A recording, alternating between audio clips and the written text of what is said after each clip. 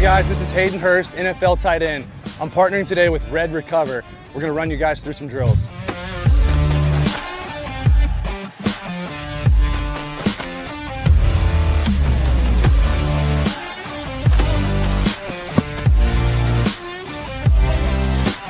I started using Red Recover last year, my 4th year in the NFL. It just helps me on Mondays after games, get my recovery process started, get back into the fold of the week, and get ready for the following Sunday. If you want to recover like me, use Red Recover.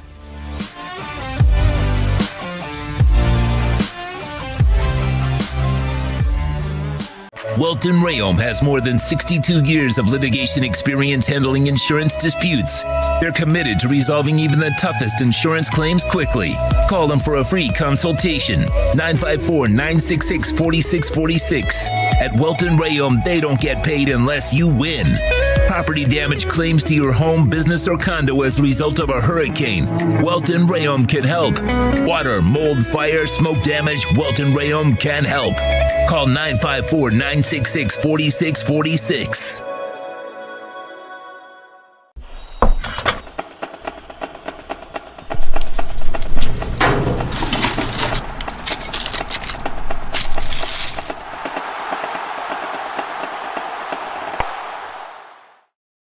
For over 16 years, EJDconstruction.com has provided South Florida residents quality craftsmanship, accurate project management, and exceptional service. That's why EJDconstruction.com is an A-rated member of Angie's List and the Better Business Bureau. When you're looking for the right custom home builder for additions or home remodeling, please call my friend Eric at 305-433-4843. That's 305-433-4843 for EJDconstruction.com.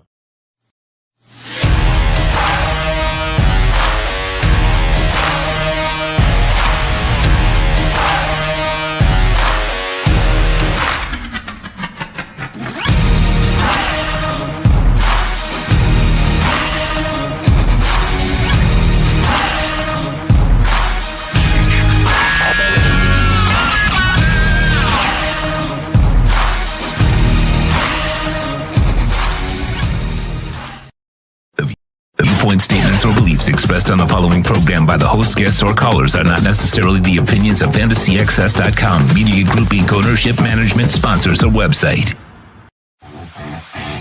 The Sports Talk 305 network is back. It's time to talk Miami Dolphins football with the greatest fan base in the world. EJDconstruction.com is fully insured, liability and workers' comp. Call Eric if you need a custom home builder or general contractor. 305-433-4843. This is the EJDconstruction.com Miami Dolphins Postgame Show on the Sports Talk 305 network. The show is mastered by Sean Stanley and Chad Shobe. Here's your host, the Big O.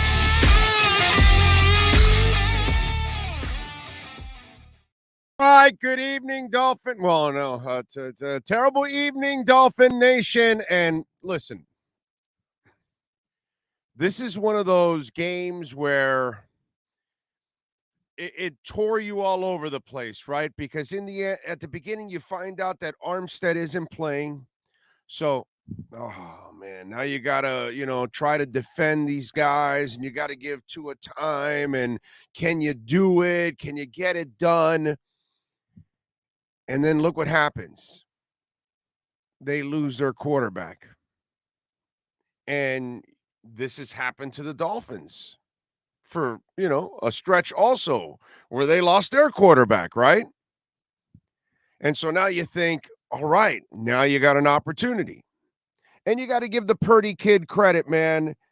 He played well, and he changed after that interception. Okay, he changed. We'll talk about Brock Purdy later, but it's a game that really tugged at your emotions as a Miami Dolphins fan, because it's a game that deep down inside you said, yeah, you got a shot, but you shouldn't win it because the Niners are the better team right now. Miami's so injured. If you had Teron Armstead, yada, yada, yada, all that stuff.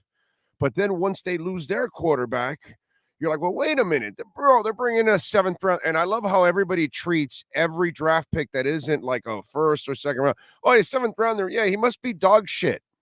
Well, So our guy's dog shit too. I know he threw an interception. So because everybody loves Skylar Thompson. So is Skylar Thompson Brock Purdy too? You know what I'm saying?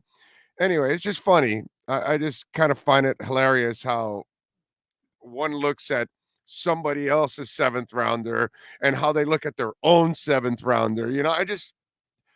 I get to see both sides. I've been doing this for 30 years, so it's just funny to me how fans are. But anyway, and so I understand how this is a brutal game emotionally, that it tore you up because you saw that you had an opportunity to win. And you couldn't win the game because out of all days that Tua chooses to be completely haywired, it was today. Today he was completely, and it had nothing to do with the defense. They actually figured out how to give him enough time. He had guys open.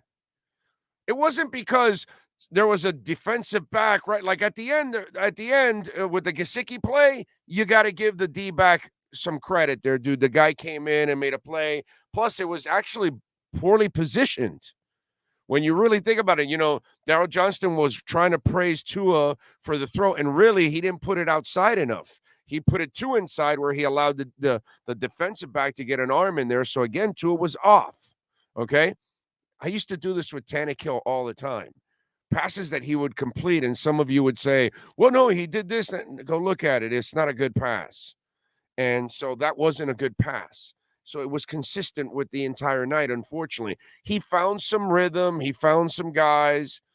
And as I tweeted out, for those of you that follow me on Twitter at Big O Show, that we're constantly, live during the games, he pressed, man.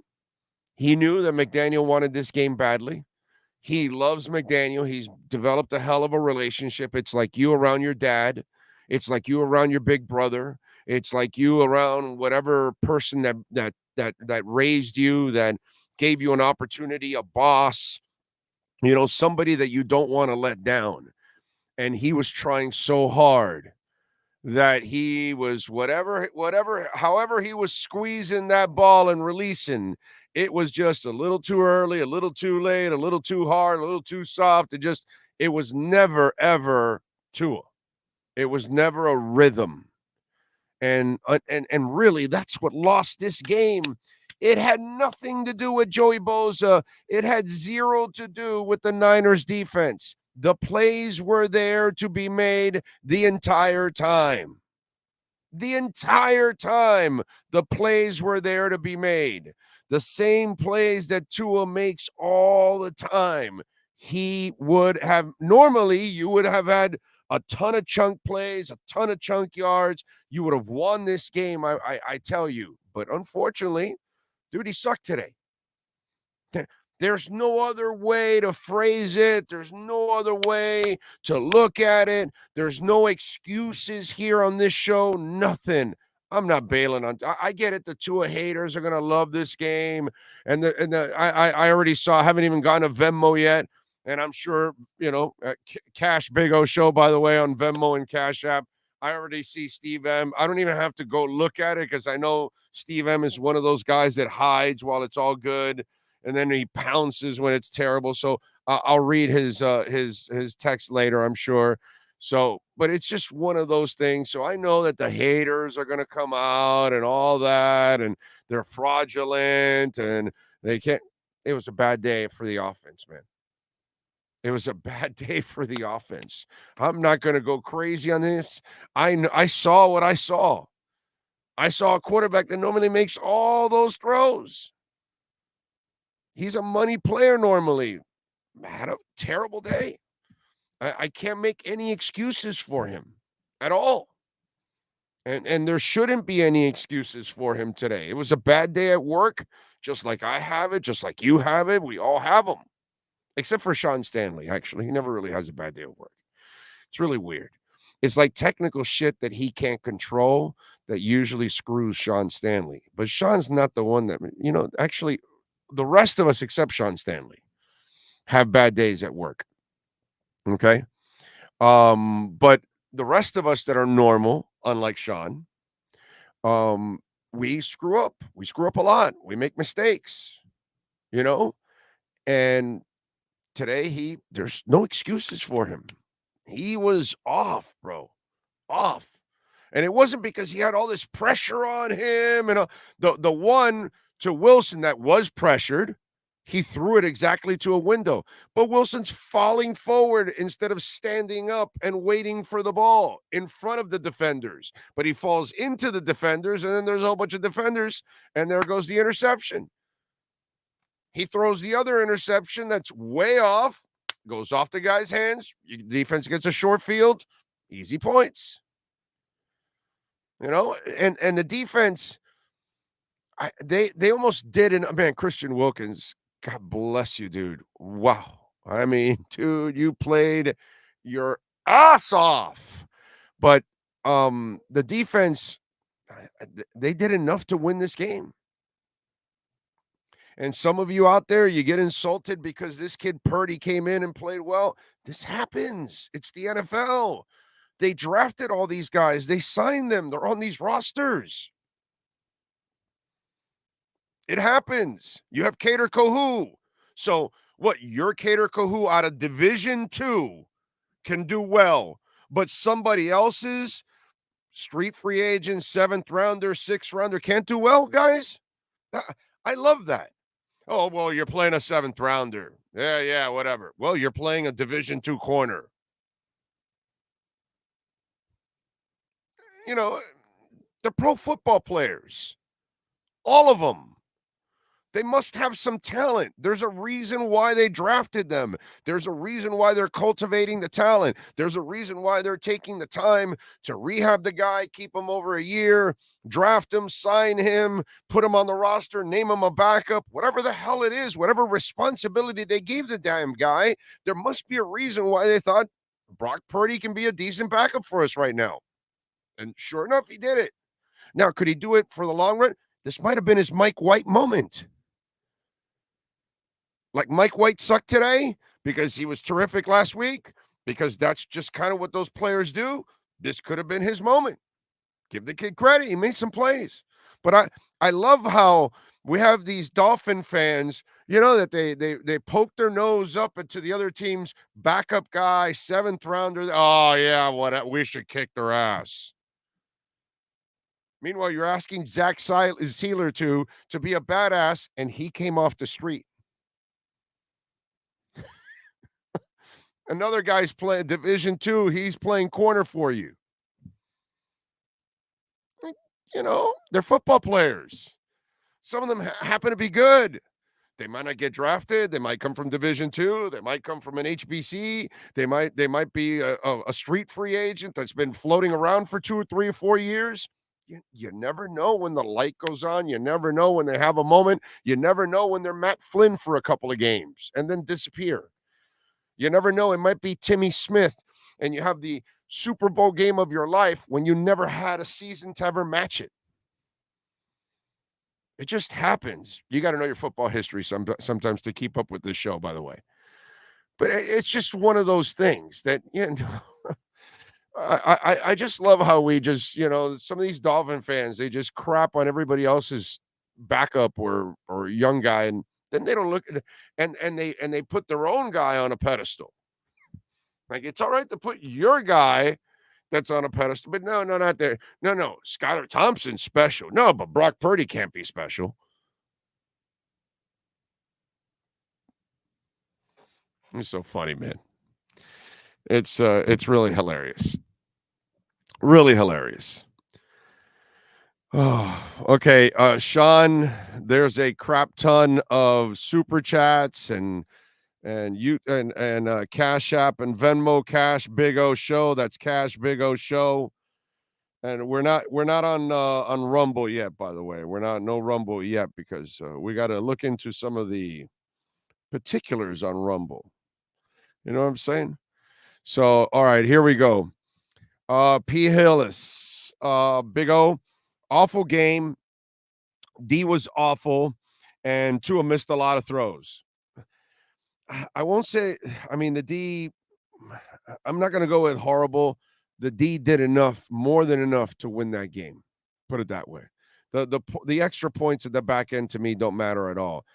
the D did enough. If the offense did their job and not turn over the ball and give up short fields and all that stuff, it would have been a completely different game if the offense came to play. I'm not going to blame this on the defense. I'm not going to blame this on special teams.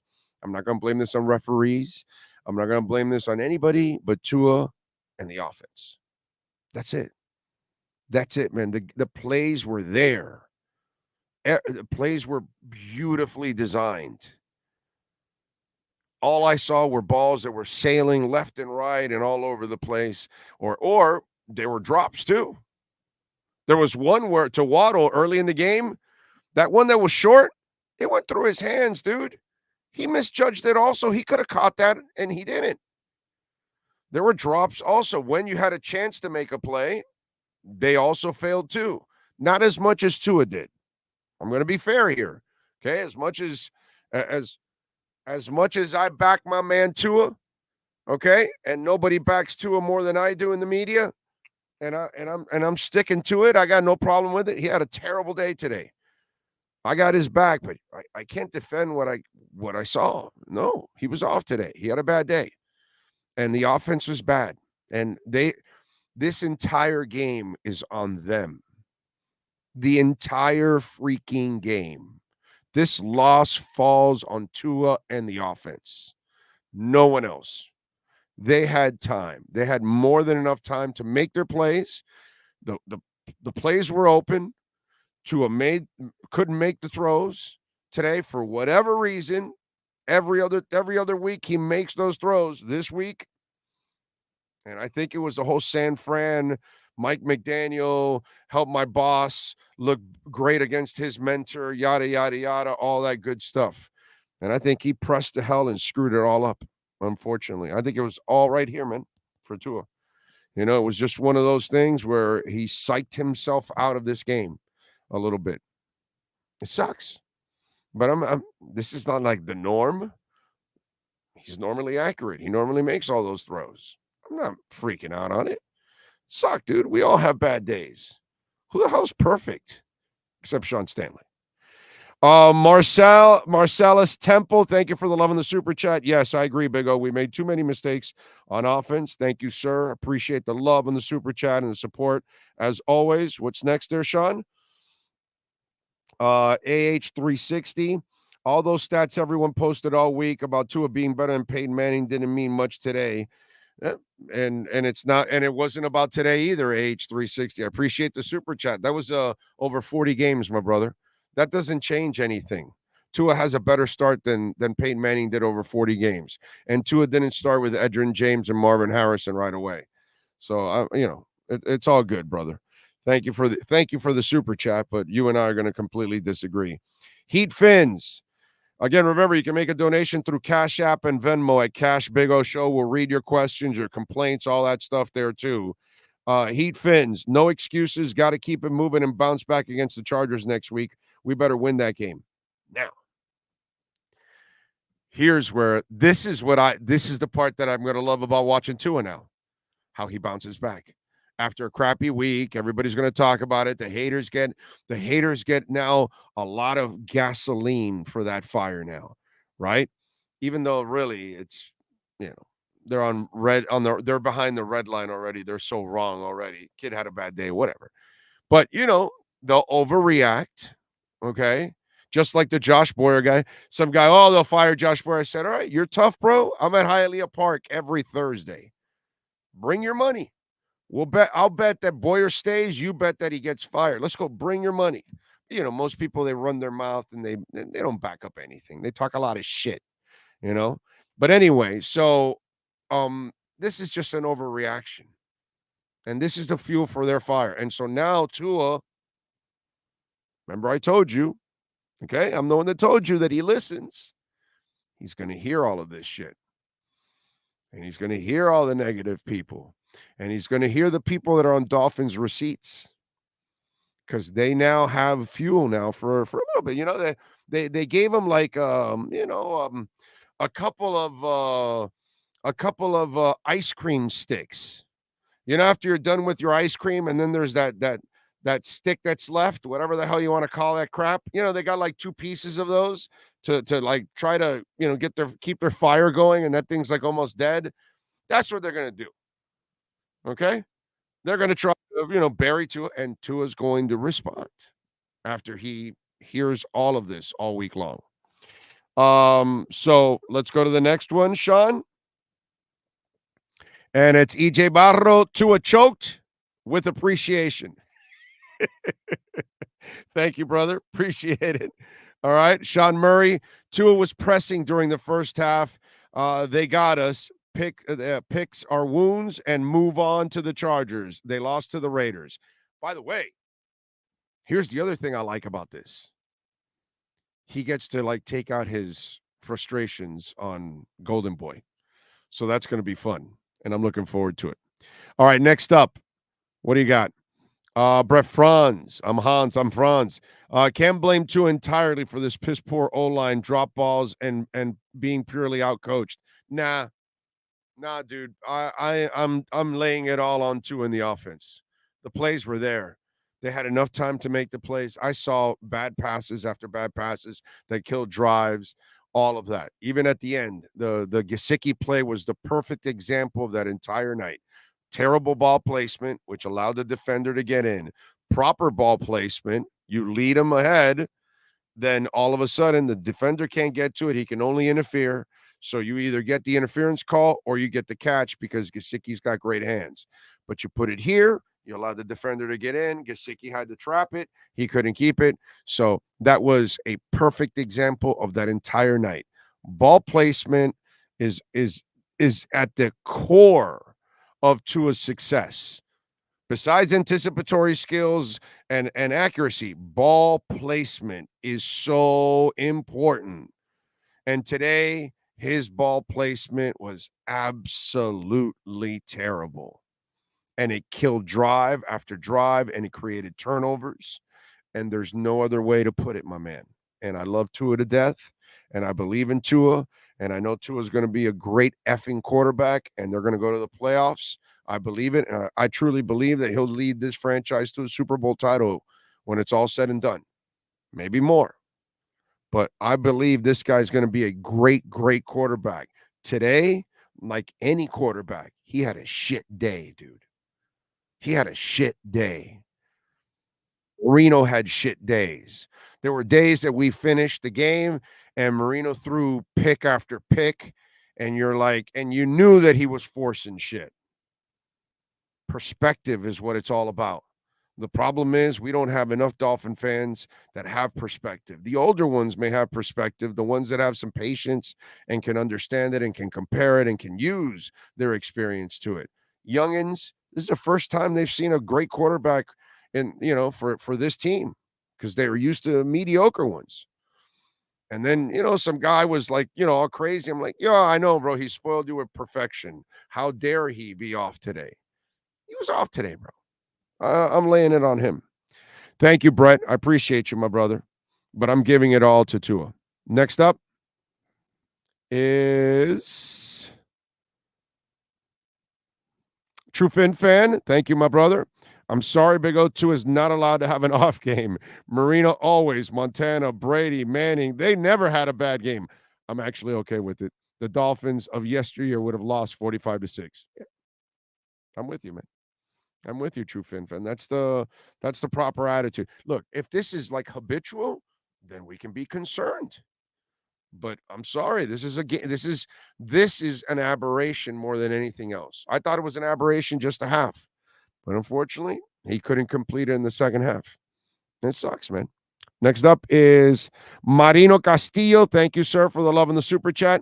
With Jimmy G out there, do we get destroyed? No. I don't think it was about their quarterback ended up making some plays. Purdy made some plays under some pressure. Give him credit, man. That play where he had Jalen Phillips coming right down his face and he completed that. Dude, that took balls. It was after the interception. Notice Purdy's play. After the interception, there's a movie called Risky Business, and I want to come up with a more modern day reference of a moment like that. But when Booger from the Nerds, but I forgot what his name is in that movie. And he tells Tom Cruise, his parents are away. It's time to have, some fun at the house, call some girls over, all that.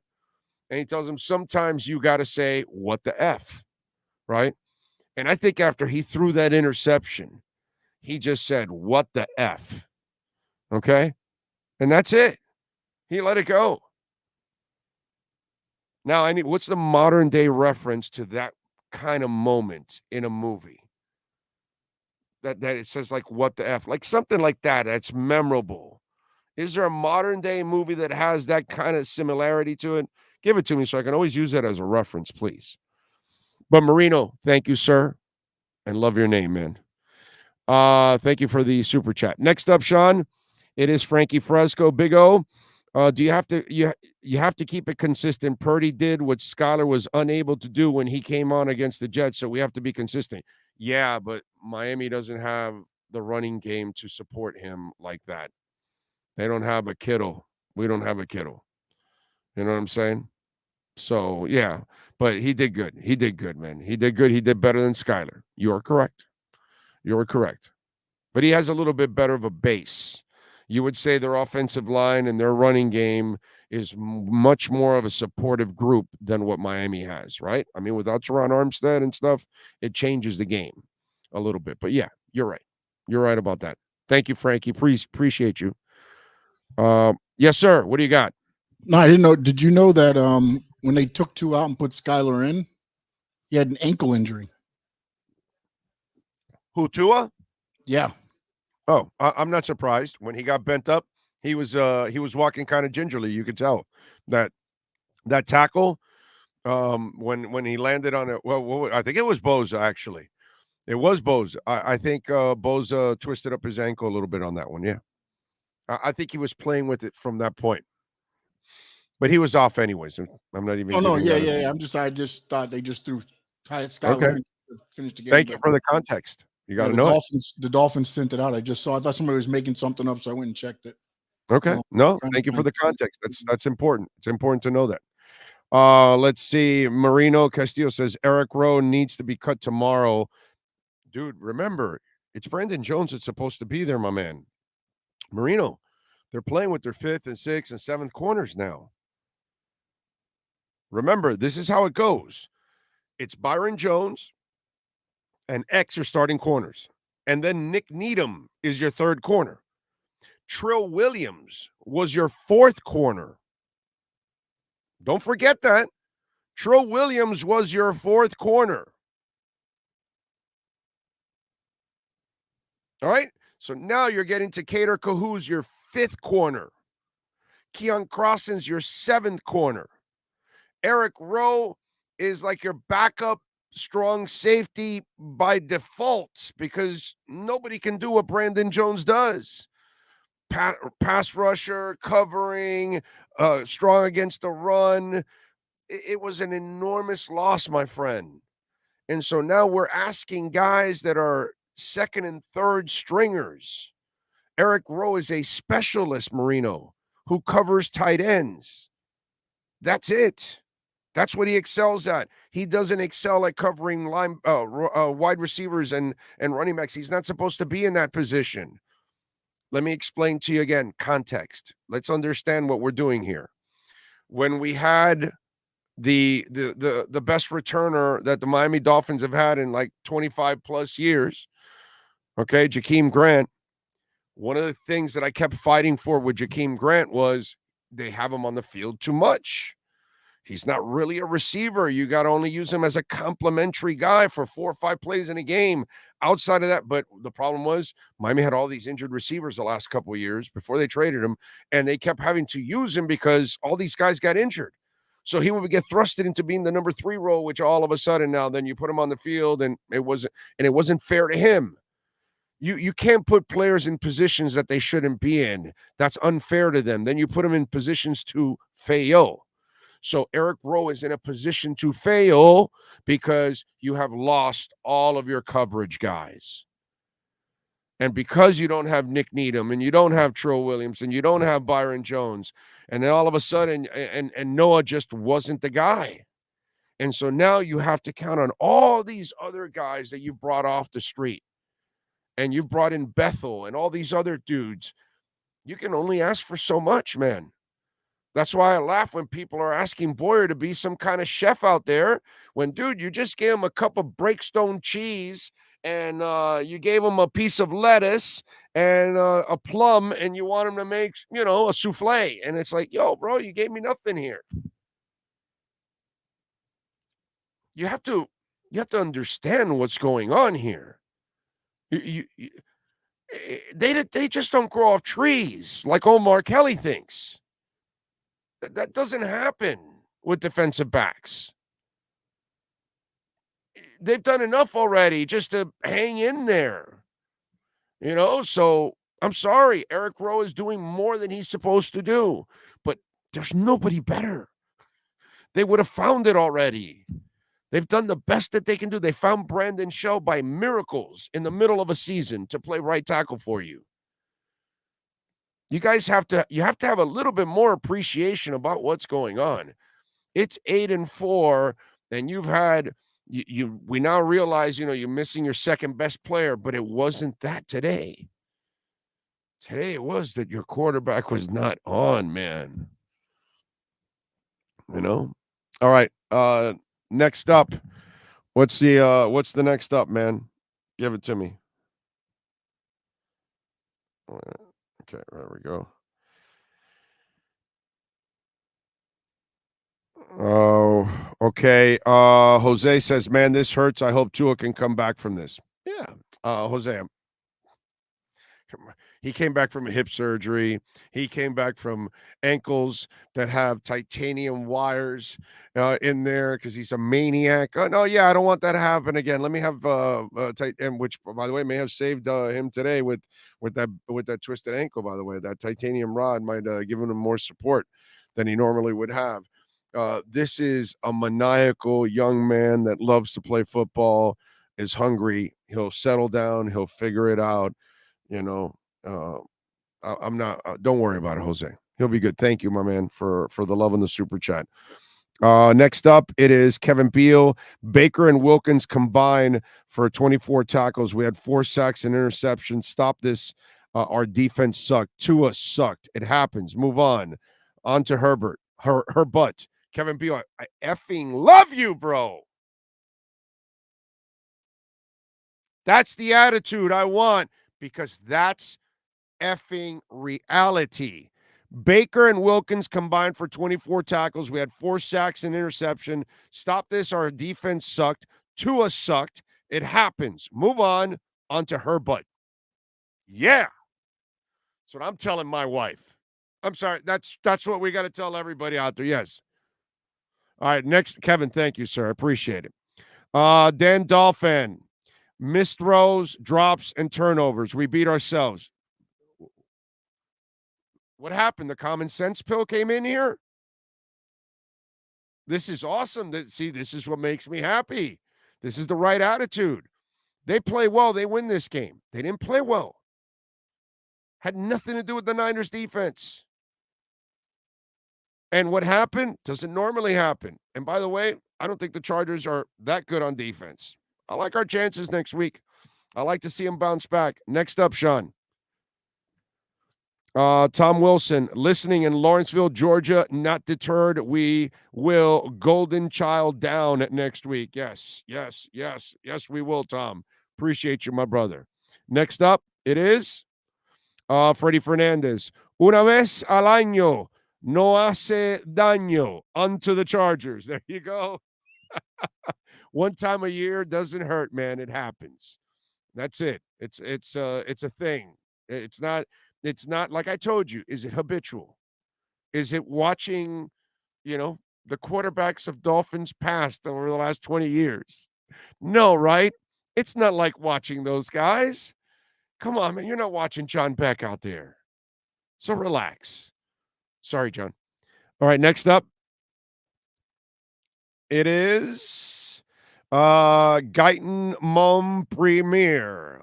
Okay, folks, we need to hit the like button. It's 1,200 of us watching. Yes, please. please hit the like button. Please, let's get it over 1,000. Get it going, man. Get it going. I love it. Next up, thank you, Guyton. Very nice of you. Adrian Delgado, look, Phinz fans, Tua was off. It's not the end of the world. I'm honestly proud of the defense. It almost felt like back in the day when we relied on the defense. Coño, we're 8-4. Appreciate and look forward. Exactly, Adrian. I appreciate you, bro. I'm not going to lose my mind here, man. Tua and the boys were off, and that's it, man. What can I do? Mostly Tua. Yeah, Sean. Kyle Shanahan says Jimmy G has a foot fracture and is expected to miss the rest of the season. Well, he's consistent. All right. We wish him the best. I mean, he'll have babes lined up at the door to massage his foot and all that stuff.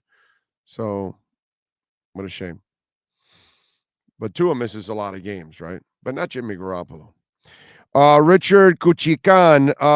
Big O, we lost to a hell of a team in the game until late and with the worst Tua in a year, but we are definitely going to Arizona. Damn right, bro. Damn right. It's not over. You win against the Chargers next week. You go to Buffalo. You beat the Bills with Teron Armstead. I feel better now without Teron Armstead to go against the Chargers this week because I saw Tua can make the plays. They're there. Even against the Chargers, those plays will be there. I'm not concerned. I feel good about the game against the Chargers. And you get me a healthy Teron Armstead for the Buffalo Bills or semi-healthy, whatever. I like my chances. I'm with you. Ricardo. Thank you, my brother, for the super chat. Next up, it is Pagans. Big O, do you think we need a more athletic line? Well, yeah, dude. I mean, some guy goes, well, we need one of those great two-way tight ends like Kittle. And I'm like, yeah, dude, of course, everybody needs one. I know, how dare the Dolphins not have one because all 31 other teams have a guy just like Kittle. Yeah, no, they're all over the place. Everybody's got one. Yeah, everybody would love a big-ass athletic linebacker in the middle that can fly both ends and attack people and all that. I get it. They're not complete yet. Now, I'm with you, but, so they're good enough right now to win. Just can't play like that today in the passing game. Thank you, Pagans. Gammon Brown. It had nothing to do with the Niners defense. It was either the or the physicality. No, I don't know what that means. It was either the or the physicality. I'm not sure. But anyway, I appreciate it, Gammon Brown. Yeah, to me, the defense had zero to do with it today. Had everything to do with Tua. That's all. I'm a Tua guy through and through, but I'm telling you, he was not on. He cost them the game today. It's all on him. He was way off today. He would have kept all these drives alive. He would have kept. Look, see, here's the problem with the way Tua played, and that's the part that you have to understand. It's a lot deeper than missed passes. Because when you miss that pass, you kill the rhythm. When you kill the rhythm, you kill the confidence. There was one where he misses Tyreek, and Tyreek kind of like brings his arms down a little bit, and he kind of caught himself, you can tell. But he was already kind of showing that frustration because he knew that his guy was off today. It wasn't his day, And then it kills all momentum because now your defense is now, oh shit, our guy's off. We've got to go out and be perfect. And then if you're not, and if the offense makes a mistake where the turnover in a short field, then all of a sudden now you put your defense in another tough position. And so now you're killing your defense. And so now they're scoring on your defense with short fields that they didn't deserve to get. But there you are. And then because at times your defense has to give up some yards, then they're pinning the offense back deep in their own side. And so now it's like a catch-22 for the defense. You're asking them to bail you out. What have I been telling you on this show for many, many weeks now? You must reprogram yourself. You keep thinking Jason Taylor and all these other guys from the past 15 years are out there. They're not there, man. Jason Taylor ain't walking through that door.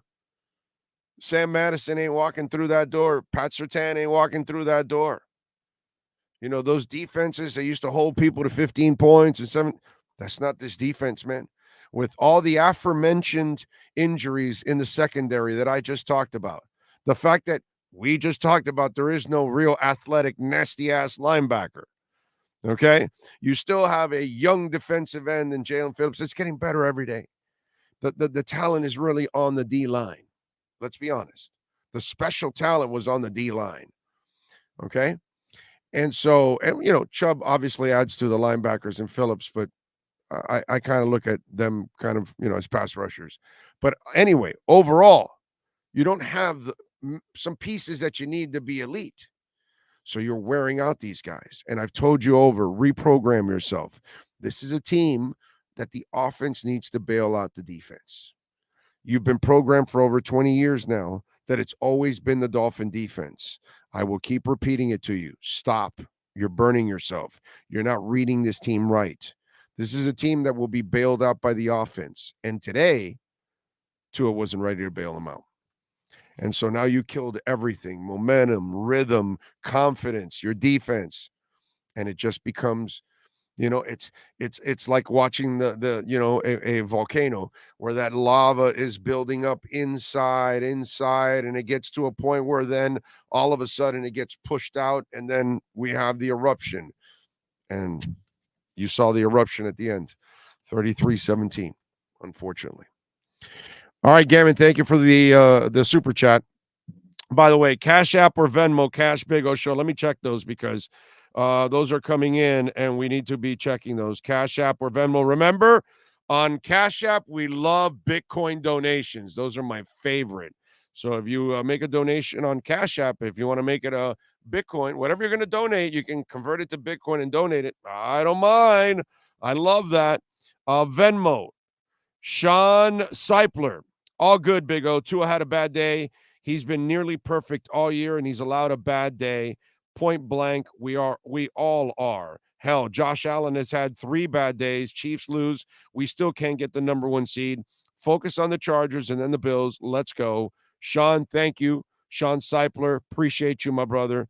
Thank you for the love on Venmo. Adam Pinksner. Not the best game by Tua, but we really missed Tehran today against the Niners defense. Let's take down that fraud, Herbert. We will, brother. I feel good about the Chargers game because I know Tua's not going to play like this again. No. He got his bad game out of the way. He'll get a nice load of criticism this week from the Tua haters. They got themselves a little juice, and that's it. Peter German says, Tua had a bad day at the office. Shit happens. My huge issue with the D was the lack of adjustment. When Purdy came into the game, he wasn't going to beat you throwing, and we didn't run blitz. Well, I think that they were worried about that run game too, my man. I think that's what happened. Alan Katz, thank you for the love on Venmo, my brother. Big O, I've been telling you, Brock Purdy is the next Brady. We saw greatness. Thank you, Alan. Appreciate you, my brother. Joey Delgadillo. He says, Miami NorCal fan, but no loss of confidence. I have 0 loss of confidence. The hater. Steve M. You see, now that a backup QB hits his tight end running out, why can't you, Dan Marino, too? He's our tight end when we need 1 and 2 yards. Well, I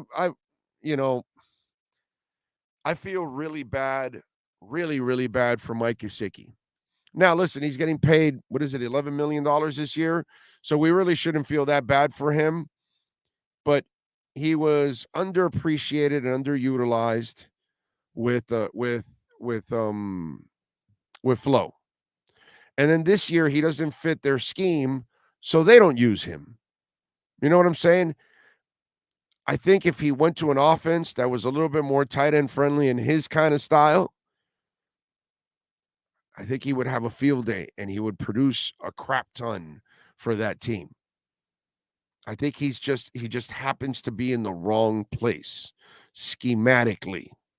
Kind of like what happened with Chase.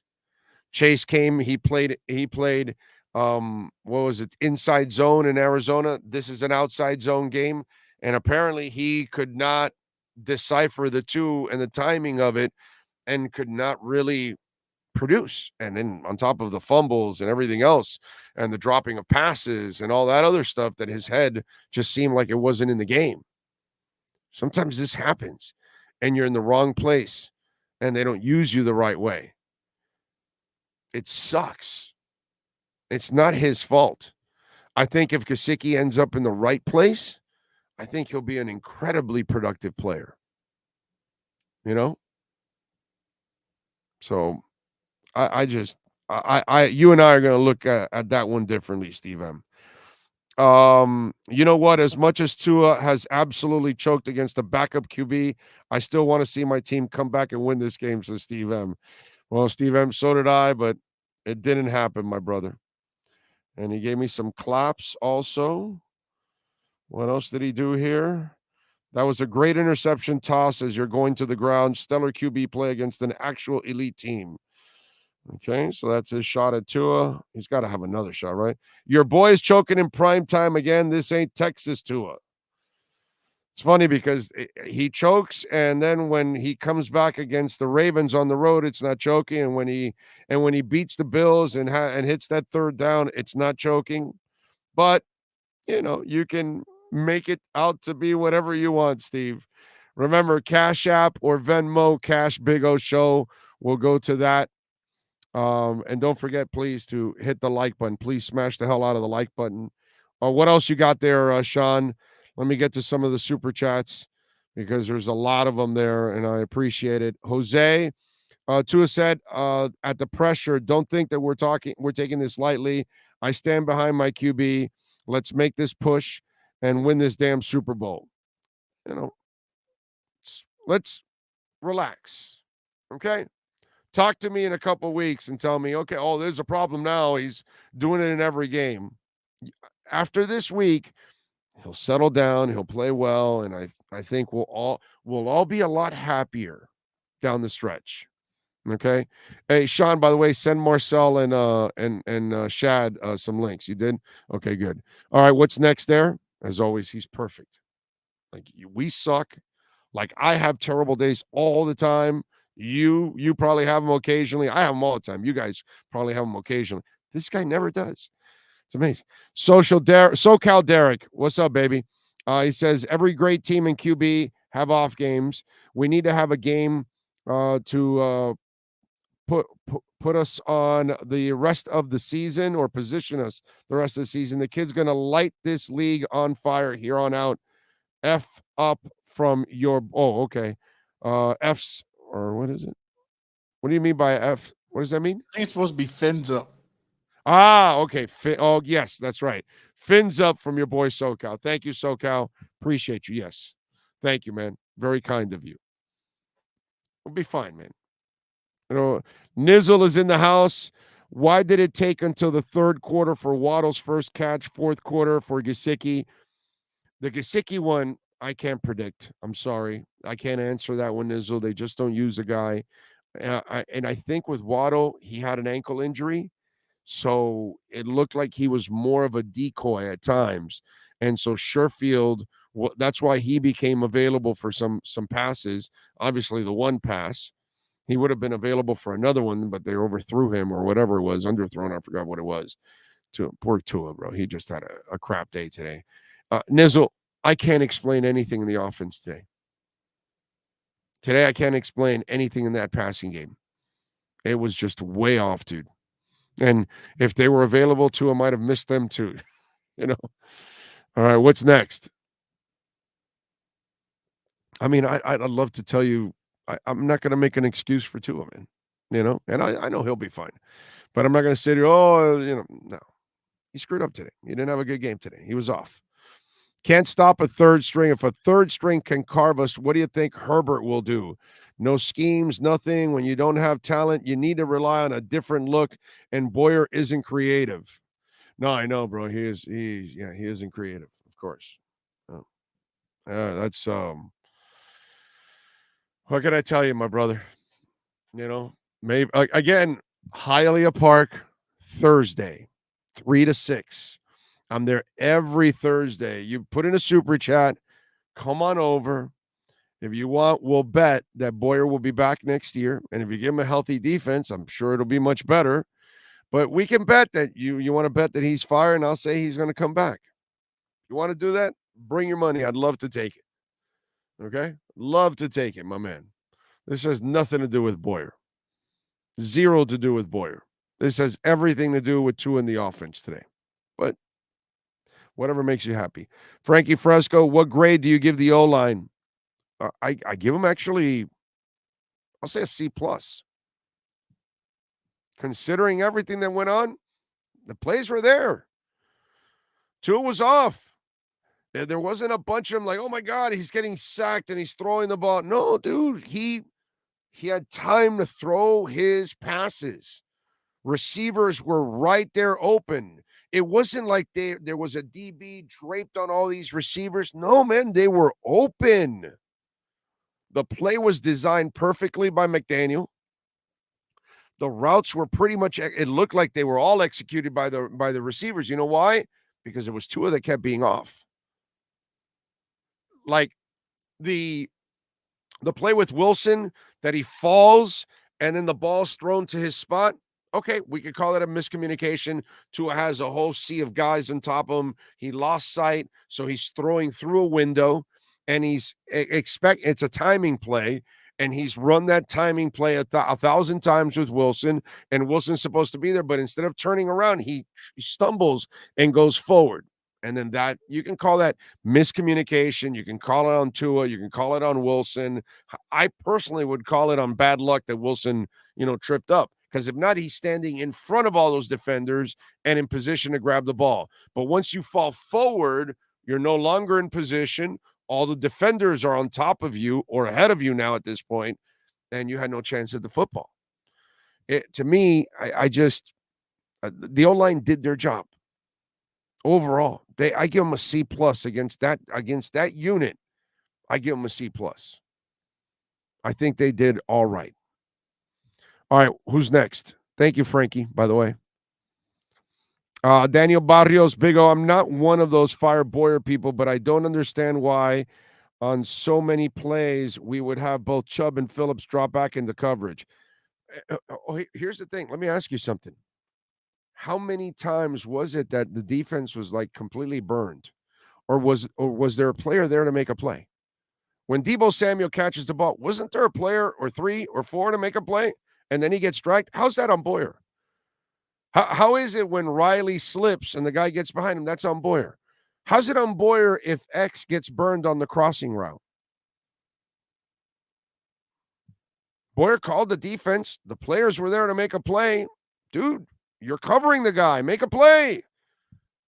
Boyer called the right defense, the right call. It's up to the player to make a play. McDaniel called the right offense. It was up to Tua to make the throw. He didn't make the throw. The offensive line made the block. The receiver ran the route. Tua doesn't make the throw. I can't pick on McDaniel. I can't pick on Boyer on a lot of those plays. Go look at it. Very few times it's a guy that's all by himself because they made complete mistakes or whatever. That happens on every defense. But a lot of times, go look at it. The defender's right there. The play's called. The defense is set. Now it's up to the player to make the play. That's what I saw. But I keep telling you again, over and over and over again, stop thinking this is an elite defense. This is a defense that is going to bend a lot and going to then avoid breaking. And today, if you have an offense, they don't break. They don't break. You get the win because you don't turn over the ball, you don't create short fields, you don't give away points on offense because that's what they did. The offense gave away points too. Not only did they score some points, they also gave away points. Can't do that. I'm sorry. You got to program yourself. This is not a special defense. It has some players that can help you out and can make some plays, but collectively, they're not special. I've seen special. This is not special. I saw the 70s teams. I saw the Killer Bees. I've watched Jason Taylor and Zach Thomas and all those guys. Then I watched Cam Wake and Jones and what's the name? Some of these D linemen that they had. Pretty good defenses that can get after you, that can stop the run, all those. This team doesn't match up to those defenses. What you have out there right now? Sorry. No. And you got to stop that. I keep telling you guys this. Reprogram yourselves. This is not a defense that's here to bail you out. Tua had to bail you out today. That's it. That's the truth, man. That's the truth, unfortunately. Offense failed today. It's all on them. Daniel, thank you for the love in the super chat. Next up, Mike Thompson. Rex Ryan volunteers to help Jimmy G. Remember that? Oh. Don't remember that. I don't know what that means. But thank you, Mike. I appreciate it. You know what it means? I think he's talking about Rex Ryan. Doesn't he have a foot fetish or something? Oh. That is good, Mike. I'm sorry. I'm a loser. I'm sorry, dude. I forgot about Yeah. Okay. Yeah, maybe he can massage it back to health. I got you. All right, next up. Way to go, Mikey. AJ Egley. Everybody needs to calm down. Miami's 8-4, not 4-8. Can win them all. Great attitude. You're correct, sir. Egley, thank you, sir. Very nice. Thank you, AJ. What's up next? TJ Sean. Tua was off today, but I think we can bounce back. Hell yeah. Hell yeah, they can bounce. They will bounce. I feel better. That's the thing about this game. That's the part that you're losing sight for me personally on what I loved about this game. It sucks that they lost. But for me, the only element that failed was the passing game. And for me, that's the strength of this team. And that's what they've lived on. That's what they can do really well. And I don't expect the Chargers to stop them. San Fran didn't stop them. They stopped themselves. I feel so much better about this Chargers game this week coming up. And let me tell you something. If you can get Armstead for Buffalo, I'm feeling good for that one too. I'm sorry, man. Dolphins beat the Dolphins today, not the Niners. Tua in the offense failed today. That's it. It had nothing to do with Bose and the boys. They're a terrific team. They're a fantastic defense. Kudos to them. They deserve the win. They deserve the praise. They deserve the love. They won. Awesome. Fantastic for them. And they did it with their backup quarterback, which is, great. By the way, he's not a third stringer. Trey Lance. Come on, man. Come on. The project isn't anything. He hasn't done anything. He should be a third stringer. So, man, I feel great about the Chargers game next week. I think they can go to Los Angeles and win that game. And you tell me Armstead's ready to go for Buffalo, I feel good. Next up, Antonio Ingram. Hey, Chargers, a pissed off Tua is coming. Exactly. He's going to feed like Pac-Man off of this, and he's going to love it. All right, Sean, what's next? Chris Dravez, Big O, the kid looked nervous today. Nah, I think he was pressing. He's been in bigger games and bigger moments. This had nothing to do with it, bro. That nerves is nothing about it. I think he was just pressing for Mike. That's it. Human nature, man. You ever tried to impress somebody that you love, that you care for, that trusted you, that you want to repay them, and something didn't go the way you planned it, and you're kind of embarrassed and you feel bad, but you know that you're better than that? It happens to all of us in one way or another. That you wanted, they gave you that raise, they gave you that extra responsibility, and somehow you screwed it up early on. And you're like, and that person that is your leader and mentor or whatever told you, whatever, your boss, your dad, your CEO said, hey, relax, man. You can do this. That's why we gave you the job. You'll be fine. Has that not happened to you? Has that not happened to anybody out there? Did it not happen to you in school, maybe? When they gave you the first responsibility of whatever it was, from running a club to running for class president to being an athlete to being a captain to whatever, that you failed to meet some type of criteria while you're trying to hold that extra responsibility. It happens to all of us. And that's what happened to Tua today. Tua today was just not nervous. He was just forcing the issue. He wanted to be so perfect for his mentor, for his, confidant, for his boss, for his coach. And he wanted his coach to really come out on top. And he screwed up, man. And for whatever reason, but it had nothing to do with the Niners. It had nothing to do with the stadium or the people in it or the media or anything like that. It had to do with him and that guy on the sidelines that he wanted to impress. When you're at the batter's box and you look over and your dad is in the stands or your mom is in the stands, when you're at the free throw line and everybody's gathering around and you look over and there's your mom cheering and you're at the line and clank. A shot that you hit all the time. Happens, man. It's human nature. It's just the way it is. But it's an aberration, and it's not something that's normal. If it was normal, then I'd be concerned. But with Tua, please. All right, Chris, thank you, my brother. Appreciate you. Next up, will I catch up to this? Edward Thurston Howell. Tua got jacked up for the first half. Gesicki was hardly used. Makes me question McDaniel, and Waddle had a leg injury, and that's why we lost. Yeah, I'm going to go with Tua being off. They rarely ever use Gesicki and wins too. So that doesn't matter to me, And so, and one or the other has been hobbled in wins during a game, and you've won. Tua was off. It's pretty simple. Tua was off. Dave Dickinson. I'd like the Boyer bet. What's it look like? Bring the money. Bring it. Hialeah Park. Bring it. Thursdays, 3 to 6. Bring it. Whatever you want, I'll match it. What you got, Sean? Brian Diaz. 49ers have the best defense in the league. Tua played sloppy.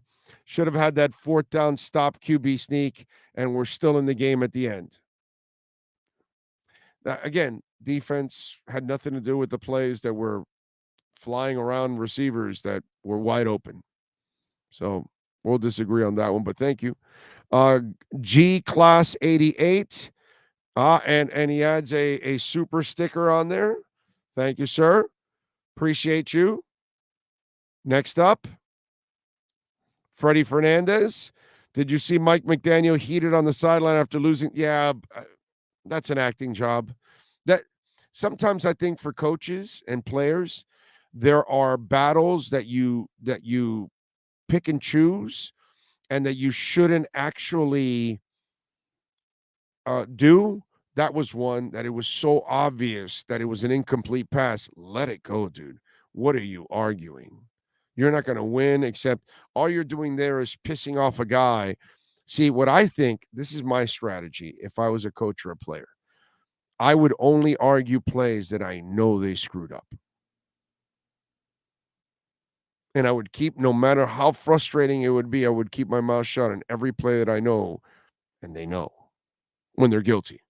When you know you held, don't fight it. When you know you fumbled, don't fight it.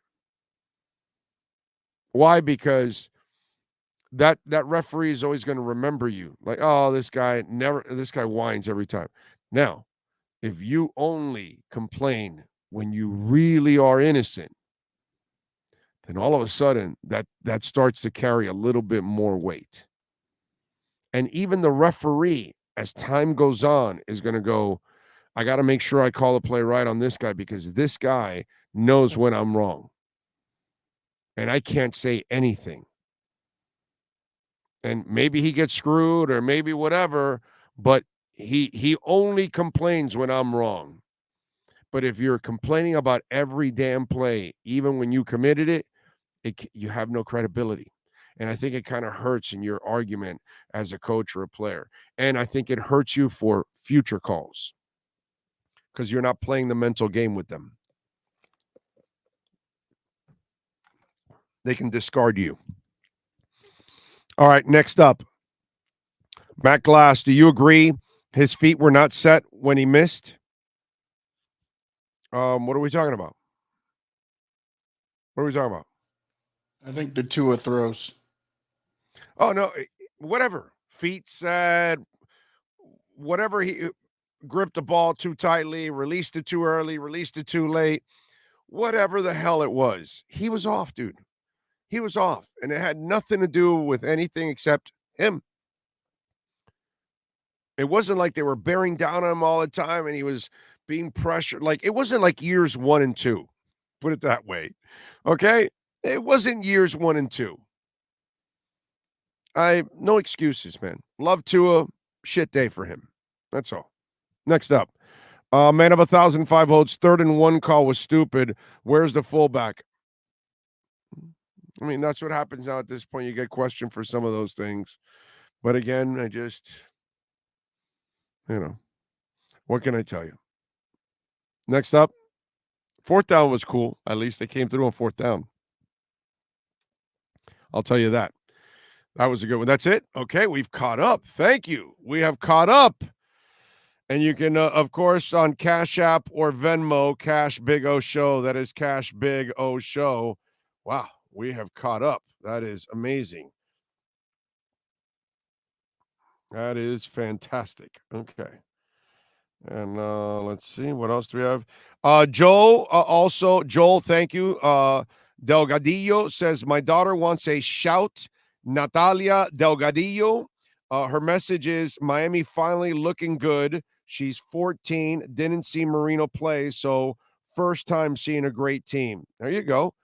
Natalia, they'll be fine. Don't worry about it. Appreciate you and your dad watching the show. Everything's going to work out. It's just everybody has a bad day, Natalia. You know what I mean? And unfortunately, we're all going to have bad days in the future. The thing is, Natalia, you and I, well, actually, I get to do them in public because I do this every day. But most of us, we get to have our bad day behind the scenes, and millions aren't watching. So Tua ends up having millions watching, including the Tua haters. So now those Tua haters will come out like Steve M., and, they'll kill the kid and all that stuff. And they'll say he's not the guy. And that you see he played a tough defense and he's a choker and all that stuff. But the beauty, Natalia, is that he's a tough-minded young man. And if you can come back from hip surgery to survive flow and broken ribs and Jesse Davis, you can survive anything. Okay? At times I just kind of feel like Tua is like Scarface. You can't do anything to me that Castro has not done already. So in a way, Tua can look at all of those haters and say, you cannot do anything to me that Flo has not done already. And he'll be fine. He'll be fine. He'll be fine. That's all. Que más carne ni más carne. Así viene el sándwich, man.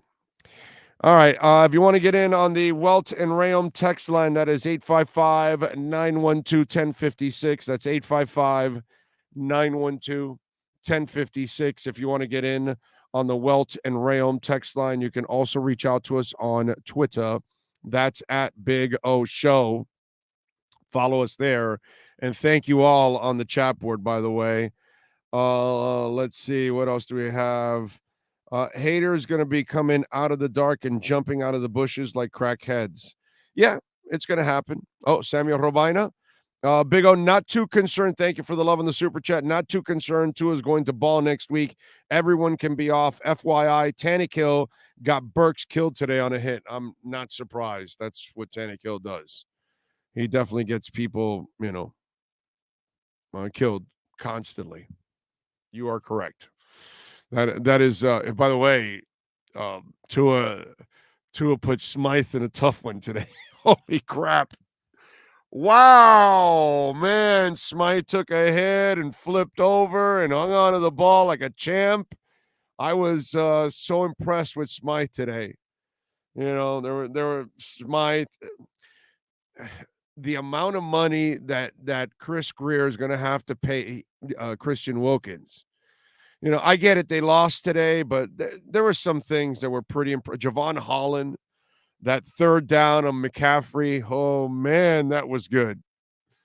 That was awesome. You know what's not awesome? Watching Joey Bosa and you think Ingold and then followed up by Wilson are no wonder it ends up on a sack. There were things at times that happened in that game that you were like, what the hell is going on there? But Christian Wilkins, he was fun to watch, man.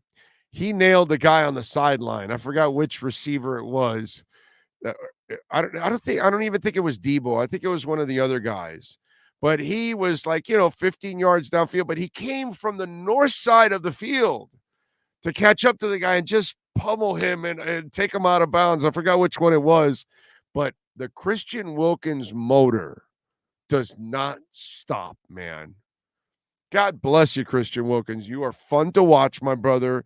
You are one of the best defensive linemen that I have seen in a Dolphin uniform in the last 30 years. Interior linemen, guys that can just make a big-time difference. Really impressed with Christian Wilkins as a guy that is just top-notch in everything. Seriously. He plays with energy. He plays with a brutality, and he has gotten better every single year. A guy that was actually, some fans were very critical of him early on because they have no patience and they don't let players develop. But Chris Greer has got to back up, a Brinks truck now. He's going to have to pay that man some serious cash because Christian Wilkins is going to deserve every single penny that he earns. Super impressed with him. We are waiting, by the way, Joe Schad and Marcel Louis-Jacques out of the locker rooms here. I'm hoping that we get them. So let's see if we can get these guys. Let's see. We'll reach out to Joe Schad and company and see what's the deal. See if we can get them. And hopefully we'll get to talk to those guys. Oh, why did we abandon the run game so early? I thought we had some great opportunities to run the ball, especially in the second half. I don't know if they would have or not, man. They have a good front seven. He knows it better than we do. Look, last week I would have run the crap out of the ball, and he passed them to a 30-point lead. And then all the injuries happened. And that had nothing to do with whether you ran or passed. It's just terrible luck like the Dolphins have had all damn year with terrible luck. I'm in a loss, it's so easy to nitpick, but this team has been so good all year, and they're 8-4. I'm not going to sit here and think that the running game really was going to save the fact that Tua couldn't hit receivers open. And you and I know that this is not a team that's going to live off of their running game anyways. So this is not Nick Chubb and the Browns. This is not the San Francisco 49ers running game. This isn't Joe Mixon, that you have a back that is, pretty. This isn't the Cowboys 1-2 punch. None of that exists here. So let's not make it sound like you have Ramondre Stevenson back there and that, okay, well, we got this young back that is super dynamic. And yeah, we can ride him a little bit. No, you can't. We don't have that here. The running game here is not a running game that is going to get you anywhere. It's going to be a complementary piece, especially when you're passing the ball. But if you're not passing the ball, then yeah, it's going to be a little tougher to run. So I can't look at the running game like something that's going to bail out the Miami Dolphins. I'm sorry. That to me is, again, the reason why you lost is because Tua just wasn't on today. Pretty simple. I don't really want to complicate things. I don't think we should. I think it's actually pretty simple and pretty elementary what's gone on.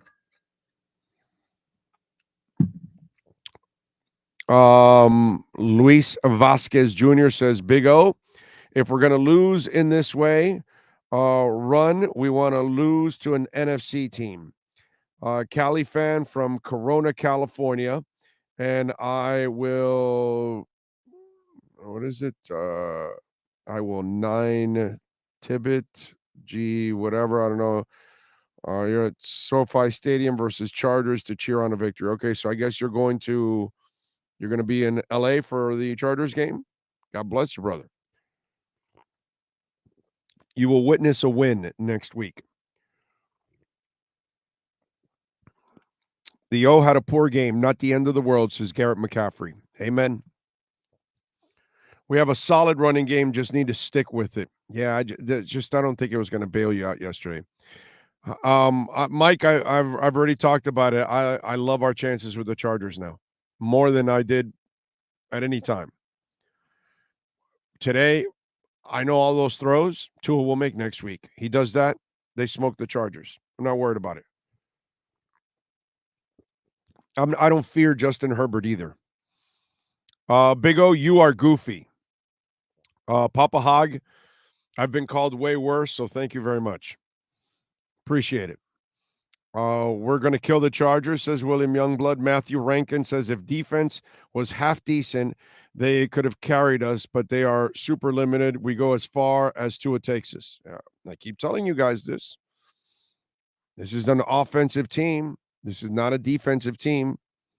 The Dolphins are no longer led by their defense at all. They're led by their offense. Their defense will play better with the lead. They're better front runners, so they can rush the passer. They can take some chances. They can try to force turnovers. That's who they are. But if you're asking to play that, hey, let's keep it in the teens and give us a chance to win the game with a couple field goals and that one-step offense, no, dude. Not going to happen. Let's see. The offense, okay, but the defense against the Chargers, I'm worried. I'm not that worried. Matt Glass, thank you for the love on Super Chat. Acho, Olarski, Clark, and Big O, the only ones I take serious. Thank you for your show. Thank you, Matt. Appreciate you. Very nice. Every QB is going to have bad games, but when they do happen, you can't drop several passes, give up 26 to a third string QB and run for 33 yards. Yeah, it's bad. It's an ugly game, man. But it's not the end of the world, folks. It sucks. It wasn't the kind of performance that we all wanted. And as I told you when we started this show, right? The worst part about all of this is that you expected not expect like one of the guys that's a Niners fan goes, "Oh, congratulations, we lost our quarterback." Immediately, it's like the first quarter. I said, nothing is guaranteed. Because I've seen lesser players, unknown players, come off benches and kick ass in the Super Bowl. So why am I not going to see somebody in the regular season shine? And it happens. It goes like that. You're not going to, there's a reason why those players are there. So today was a day that kudos to San Francisco. They did what they had to do. Their backup quarterback did a really nice job overall. You got to give them credit. But in the end, the Dolphins beat the Dolphins. They're the ones that screwed everything up in their passing game. That's it. And does that happen every week? No. Is Tua like off all the time? No. And what are you worried about? The problem is you're so programmed. Remember, like you think that the defense always bails you out and you're wrong. It's now offense. Well, you're also programmed from the last 20 to 25 years to think negative. And your buddy that's a Jet fan and a Bills fan and a Patriots fan is going to laugh at you tomorrow or is going to tell you, you guys suck. You're not real, this, that, whatever. And that's what they want you to think. But in the end, why are you going to torture yourself with that? Look at the reality. The reality is Mike McDaniel's a hell of a coach. He's done a really good job. The reality is that Tua is one elite passer. So is an elite passer going to be doing this every week? No. In the second half, he then showed you a couple times and obviously had the bomb and everything. That he's fine. Just off today. Why are you going to panic about this? Why are you going to torture yourself all week? Okay, so you're 8-4. You had a chance to be 9-3. I get it. Sucks. It was all there for the taking. The backup quarterback came in. Jimmy Garoppolo's out. Yada, yada, yada. Storyline was all there. And it's like you had that opportunity and it was just taken from you, you know? And it's frustrating as a Dolphins fan because you've been taken advantage of for 3 games with your backup quarterback. And you couldn't win with your backup quarterback. And so today, you're missing Teron Armstead, but it really wasn't about Teron Armstead's absence. How strange is that? It was that your most important player that caused the 3 losses basically didn't show up today for the 4th game this season. But it wasn't because of injury. It's because he wasn't sharp.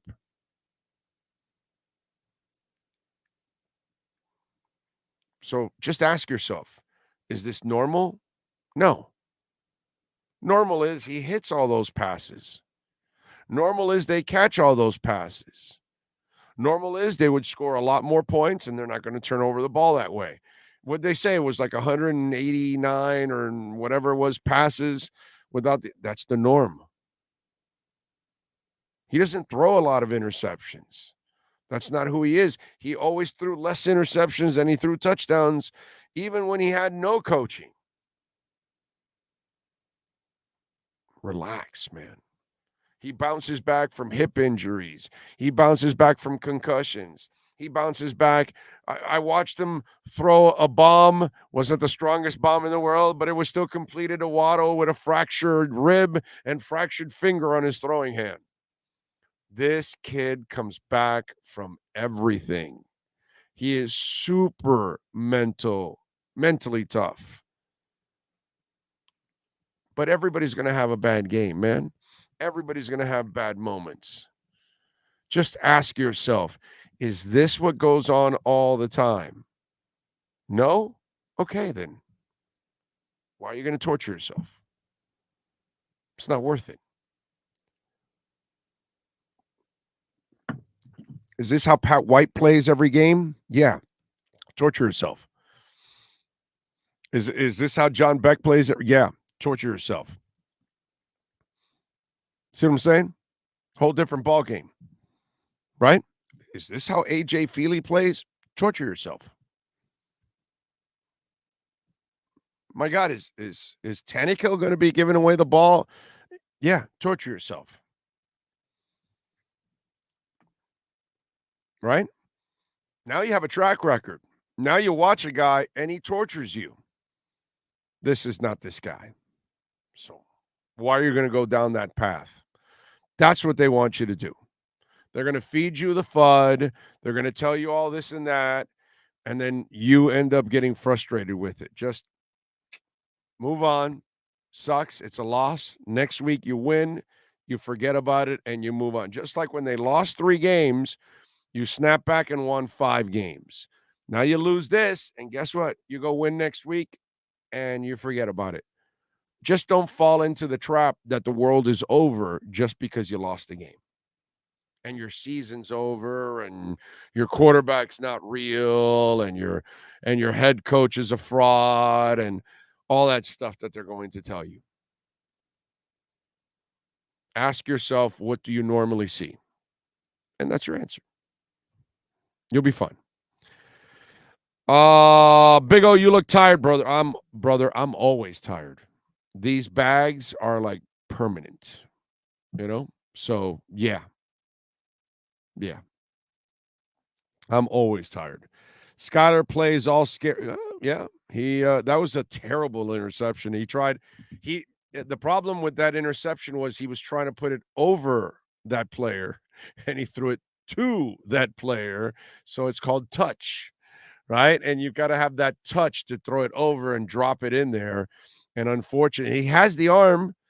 He has all the ability to make that throw, but in a moment like that, that's where it gets crazy. All right, folks, let's get to Marcel Louis Jacques. Let's get to our myedgedrink.com, baby. Fins Up Report. Time to get the edge on the Miami Dolphins with our Edge Energy Drink Miami Dolphins report. When you want the energy drink that's delicious and smooth with zero aftertaste, you can only order Edge Energy Drink at myedgedrink.com. That's myedgedrink.com. Here's the ESPN Dolphin insider Marcel Louis Jacques. All right. There he is. How you feeling, How bro? goes it? Cool, man. It's nice being back in California. Nice being back home. First time in this stadium. Beautiful stadium. I'm doing this from some luxury box up here on the press level floor, and the view is just spectacular, man. The view is spectacular. To see like a major game here, the stadium was not packed like you would think it is, like you think it would be today for a matchup like this. Why? But to see I don't know. There was a lot of empty seats. Like people weren't talking about that for some reason before the game, but there were a lot more empty seats than you would expect for a game of this magnitude here. The weather wasn't bad, maybe a tad chilly, but not, put a hoodie on and you'd be fine. I walked most of today with a turtleneck and a sport coat on and was perfect, even sweated a little bit. But no, it was not sold out here, so don't let anybody lie to you. Every seat was not filled, but that was kind of a surprise. But I don't know what the Niners faithful, I don't know how well they show up this year. I don't know their pattern behavior. It's a little off the beaten path. The stadium is pretty far south compared to the actual city of San Francisco. But either way, I'm happy to be home, man. I'm happy to be home. All right. Well, good stuff there. Unfortunately, I got to say, bro, I laid this entire game on Tua in the offense.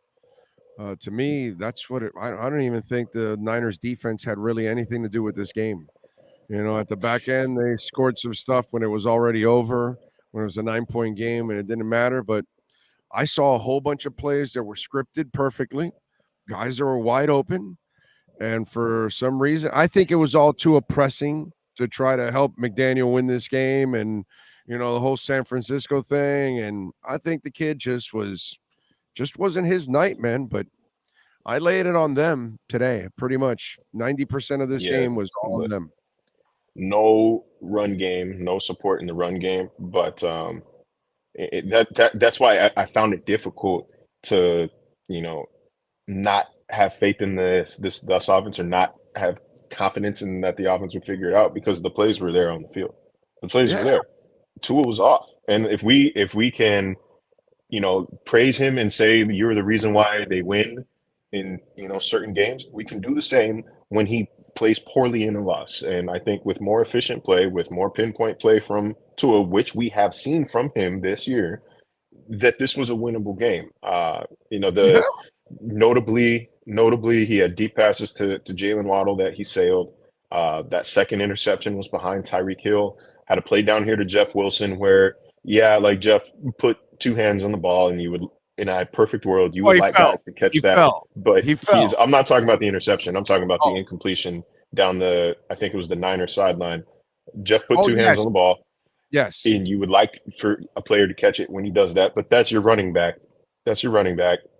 And he did have to make kind of a weird adjustment to it. In terms of like things I'm blaming Tua for, that one's lower on the list than the Waddle misfires and the second interception. But he wasn't sharp, like plain and simple. He didn't hit By his the read, way, and this is something fourth that down, dude. Fourth down, the Gesicki play, ball placement. You put it here, so you allowed the defender to get in. If you put it here, the defender can't get to it, and Gesicki can catch it, run out of bounds, and you get a first down. The last play, the last offensive play of the game for Tua was exactly what happened the entire night, because ball placement is what makes him special. And when you put it here, you failed. I don't blame Gesicki. I give him all the credit in the world for just trapping it in his damn neck and helmet and hanging on to it. But I also blame Tua completely on that play, because if you put it here, the defender has no shot, and it's either an interference more than anything else, some kind of a penalty, or Gesicki is able to catch it. And to me, that play right there defined exactly his entire night. Ball placement. Yeah, and I think that maybe most concerning, I guess, or like the what I will be more attentive to moving forward. I tweeted it earlier in the game that Tua needed to be able to create outside the structure. And what makes this offense great is a combination of Tua's anticipation for throwing windows opening up and his rhythm, and Mike McDaniel's scheme, and rhythm and timing being created in the first place. He's scheming guys open, and then Tua sees it. Like they are the chemistry there, synergy there is what makes this offense good. But what San Francisco did is they took that first read away, they took that second read away.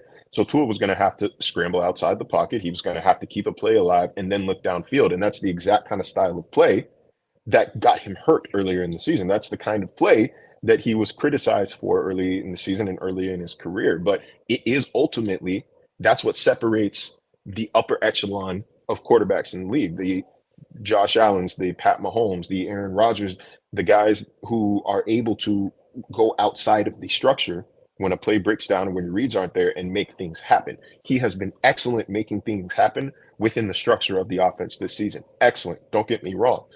This was an opportunity today where he had to go outside of that, and he was not sharp today. I'm not saying he's not capable of doing that in the future, because he read the field well enough. He read it well enough. Like, I don't think his decisions were bad. They were all there. Just not hit. He was not executing. And that's not necessarily something that we see from Tua Tagovailoa. It's something that we've seen from him this year. So I don't think that's why I didn't want to say what I'm concerned of. It's just something that I will be attentive to moving forward. I would be concerned if he wasn't seeing it and he was missing passes. Or I would be concerned if he just flat out wasn't seeing it. But he saw them. He knew what plays needed to be made. He knew where the ball needed to go. He just wasn't getting there. I don't know if his ankle was really actually bothering him. I don't know if his fundamentals and his techniques and his mechanics were off. But for whatever reason, he wasn't making the plays that he did know were there. And that is going to be ultimately, people can criticize Tua, people can put him in whatever category they want and say, he's this, he's that, he's not this, he's not that. But what is going to keep him on this side of the upper echelon, the truly upper echelon quarterbacks in the league, is his ability to create off platform and create out of the structure. And when he can do that on a consistent basis, a more consistent basis, he hasn't had to this year. This was the first time in recent memory that he has had to, where, how I've been saying defenses are playing against him, he's not playing against defenses. It was the other way around today. It felt like he was playing against the defense today. He was reacting. He was trying to find holes instead of knowing, I'm going here, I'm going there. Tyreek's going to be there. Jalen's going to be here. Trent. That entire strategy, that entire narrative was flipped kind of on its head today. So that is the next thing. I wrote it today in my takeaway. That is the next step in his development. He's taken a massive step forward this year. But that next step, again, to get him to this side of the upper echelon line is being able to create when things are not there, to create when plays break down. And we did not see him do that today for whatever reason you want to give, for whatever excuse, whatever. It's just something that he did not do flat out today. Well, I'll give you real simple. He threw for 297 yards and may have left 200 more on the field. He had a terrible day and threw for 300 yards. Okay? Just let that sink in for a while. Just think about it out there. For those of you out there, I know the two haters are coming out of the woodwork and all that good stuff. And as I told Marcel, the fan base, think about what the norm is. Then you get worried about it. So you can look at your past and look at the quarterbacks you've had in the past, and you look at what their norm is, and you worry about it. What's the norm for this kid? He's normally deadly accurate. And today he was inaccurate and threw for 300 yards. So relax. Like He'll in hit all terms those of throws. if this is his worst game of the season, and you Right. compare it to his worst game of the season last year or the worst game of the season 2 years ago, there's clearly the floor is rising. The floor is rising. Like it was still a winnable game. Obviously, those 295 yards, heavily reliant on 75 catch and run, and then the 45-yard. What's that one? And what's is that changed all year? 120? And Is it what's 120? changed all It's year? 120. He's number one at Uh, that. That's like- that's what he does. That's was normal. that Tyreek touchdown. That was like that was quintessential. That is what Miami's offense can do. Like that's why they're scary. Is because on any given moment they can do that. They can do that. Yeah, but Granted, what I like love this, about the Sherfield one, wait a minute, but what I love about the Sherfield one is you can stick that Tyreek Waddle shit up your ass. Because they're, Tyreek and Waddle make him. Tyreek and Waddle. No. There's Sherfield taking it to the house. Now shut the hell up. He can score with everybody. He knows how to get everybody in stride and get it going. And in that moment, he had it going on for that one play. hey, it was a very good Design. read. It was a good pass. It was a good design. Oh, it was a great design. I will not say Great design. I can't co-sign not giving Tyreek any credit for that play happening, because if you watch Tyreek pre-snap, the movement pre-snap goes towards quarterback and then motions back out. And Right. Hufanga, I think it was Hufanga, follows him the entire step of the way. He moves Hufanga off. I think it was Travarius Ward, number 7, still on him. So he's got double coverage outside and clears an entire area of the field for Sherfield. I mean, it was only 10 yards, I think, was the completion was only 10 yards. And then Sherfield ran 65 after the catch. So, like, there's more to this offense. I can say there's more to this offense, obviously, than Tyreek and Jalen. That I can co-sign, but I can't discredit and say Tyreek had no impact on that play because what I'm saying is that people just make it that it's them, but he can find others to just make plays too. And I get that Tyreek has to do with it, but it has to do with McDaniel also in play design and all those kind of things that set everything up, which is what I talked about over and over and over again last year, that the problem was scheme and play design, that they just were terrible at it. And now you have somebody that's elite at it and it sets you up. Again, what's the norm? What you watch today? No. What's the norm? All the other things you've watched pretty much when he's playing in this system. I actually think this makes it, I feel better about next week if I'm a Dolphins fan. Why? Because you thought it was going to be all about Boza and all that crap and all the pressure and all that. And it really wasn't that Tua was under all this duress and he had to get rid of the ball 100 times. No, he had enough time to make throws. Guys had enough space to make all the throws. It wasn't like DBs were draping all over. No, it was just Tua was way off one way or another every goddamn time. That's it. But Bosa, I mean, Bosa did very much have 3 sacks though. So like it wasn't all game in his face pressure. Like I think 7 in 36 dropbacks, which that's you can live with that. Without Teron Armstead, you'll live with that. But when Bosa got home, he got freaking home. Like when he was there, he was there. One of them was late. One of them was late when the game was over, and the other one, brother, you put Wilson and the fullback. Come on, dude. That was poor. I think that was when we saw. I don't know if we actually asked him, but I think that when you when that clip of Mike saying "I effed up," that he was caught on the sideline. I think that might have been it. I don't remember the exact timing of it, but Yeah, shedding Wilson and Ingold over to Bosa was not Here's something Christmas. that they should Here's do in Christmas. the future. Here's a gift. Here's a gift. Here's a gift, Mr. Bosa. That was just stupid right there. Listen, I like McDaniel, but that was just dumbass, play calling there. That's not how you protect Tua. Sorry. Where I would be concerned for the Dolphins next week is what the hell they're going to do with Austin Eckler, because Christian McCaffrey, obviously an excellent player, don't get me wrong. He had 8 catches today. I would be willing to say that on at least 6 of them, he was by himself. He was by himself. He was lost, or the defense just lost him coming out of the backfield. And that's, you have to know where 19 is at all times. You have to know where 22 is at all times. And obviously when he gets the ball in his hands in space, then that's him at his most dangerous. So it wasn't like he was just routing people up in the slot, or like he was shaking himself free. He was just simply wide open. Brock Purdy didn't have to do much today. And also that brings me to the next point, because Dolphins fans, it's going to be a long week. It's going to be a long week. You're going to hear a lot of third string rookie quarterback jeers. You're going to hear a lot of them. It happened. There's nothing you could do about it. But people need to give Brock Purdy the respect he deserves, because he was out there hooping today. He was out there. He was very impressive. His pocket presence was great. His escapability was great. His ability to hit windows. His decision making was quick. You heard? He was granted, white. Yeah. That's all. Look, and there was no. I assume there wasn't a whole lot of preparation for Brock Purdy, and I think he's more mobile than Jimmy Garoppolo is. But give him credit where credit is due. This system, Kyle Shanahan's system, similar to Mike McDaniel's, it protects a quarterback. It protects quarterbacks. There's a lot of motion. It creates a lot of separation, throwing windows. You do have to be able to process and read the defense, but it is a system that it's kind of plug and play.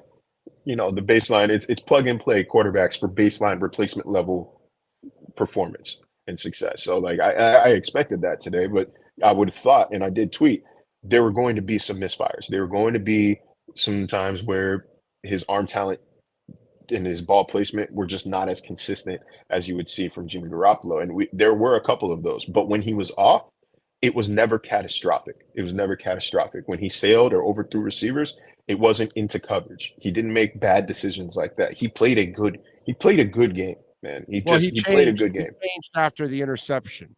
That's what happened. After the interception, he then let it loose. And the interception was kind of what freed him. If you watch his play prior to the interception, it was kind of conservative.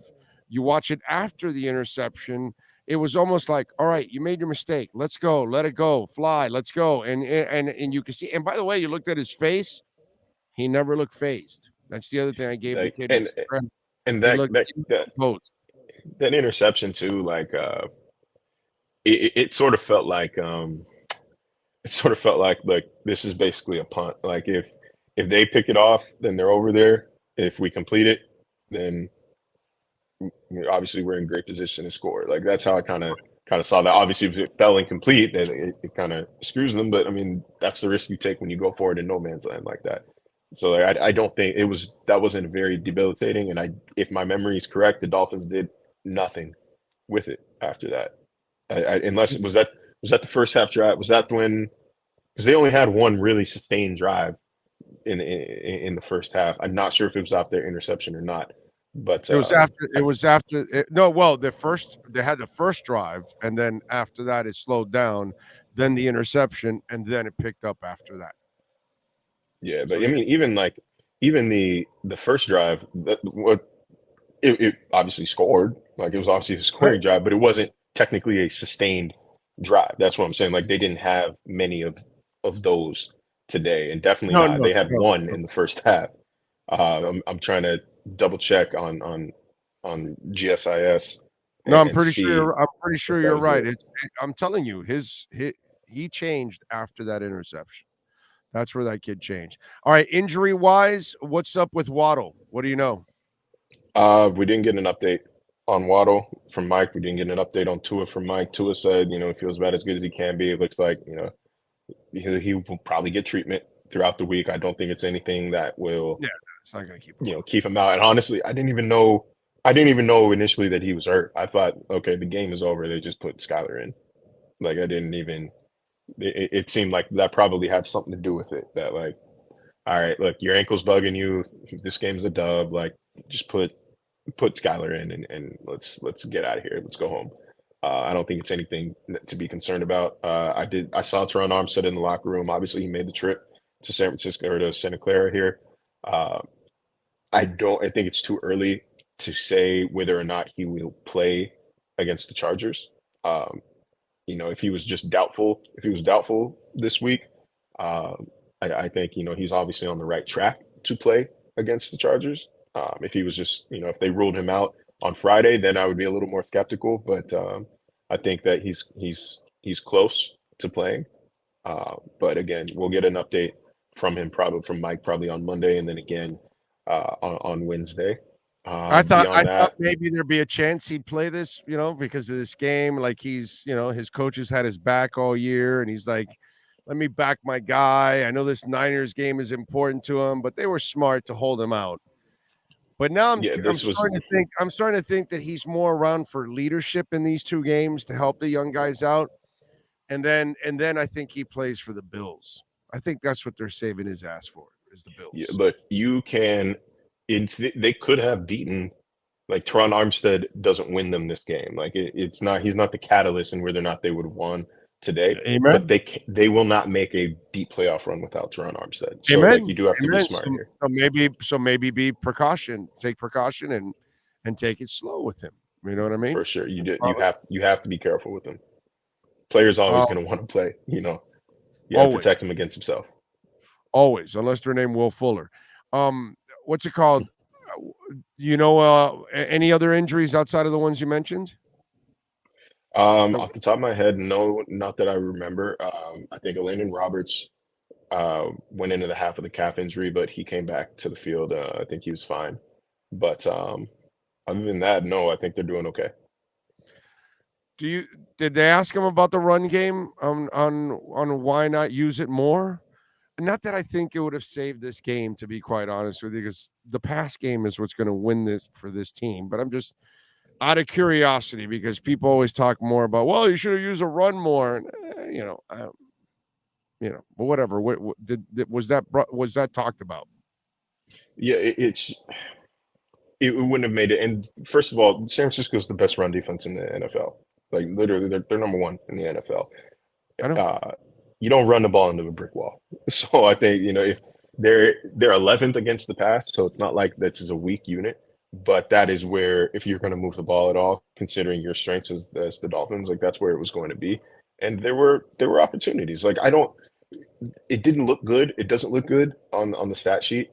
Let me see. What did they actually finish with? Because Mostert broke off a handful of runs there toward the end. Yeah, but 7 for 30. Wilson only had one carry, but I think Wilson had kind of a tough game out there. Had the drop, had the missed block on Boza, had fell down on the route on the first interception. But Mostert did have, I think, like a 20-yard run taken off the board for holding, which I didn't see the replay, but my mentions tell me that it was a phantom holding call on Robert Hunt. But so, like, I thought Raheem looked okay. If you factor in that 20-yard run, 8 carries for 50 yards, that's a good day. Like, that's good as far as efficiency goes. It's a good day. But that just wasn't in the cards. Like, and that's not who the Dolphins are. The Dolphins are a pass-heavy team. So, like, it looks bad in retrospect when you lose a game by multiple scores and you only have 8 rushing attempts. But that's not really who the Dolphins are, and they hardly had the ball. This was almost. It wasn't exactly like the Bills game in terms of, like, the play discrepancy, but if I look at it, 79 plays to 45 plays. San Francisco had the ball 40 minutes and 34 seconds. Miami had it in 19 minutes and 26 seconds. So, like, that's when could they have run the ball? They didn't have it. No, they didn't have it. It wasn't going to set them up. By the way, are you now getting the feeling that Byron Jones is going to play before the season's done? No. I haven't and I don't want you all to come away from that with me saying like, oh, Byron Jones is out for the season, but nothing has changed my mind. Nothing has developed since the last time we talked that makes me feel more confident that he's coming back, if that makes sense. Like nothing has swayed me in either direction. Like I still say, if you haven't heard any news, tack 3 weeks onto this current week, and that's the first possible chance that he could come back. So I don't think he'll be back he didn't even come to California, so he won't be back for 14. Is there a Porsche dealership there? I'm in California, I'm sure. Okay, I'm no, sure. then you gotta, Byron might be there. Then you may not be at a game, but he might be at a Porsche dealership. But he's going to play against Chargers. I don't necessarily expect him to play against the Bills, and then I don't expect him to play against with the gears. That's how Byron gets his workout to heal up. He's gear shifting and all that in his Porsche. Look, I want to. Hey Byron, did you do your legs today? Yeah, no, I was cruising in the Porsche today. Yeah, that's how he does his legs. I do want to just bring up. I do want to bring up the possibility here. Okay. That the Dolphins did him a disservice by exaggerating his return window.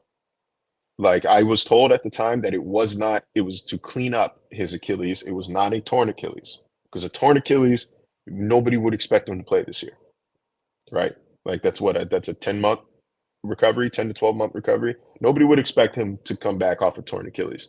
But maybe it was a little more severe than we were led to believe, and maybe the Dolphins did him a disservice by setting the expectation that he was to come out and that he was to return by training camp.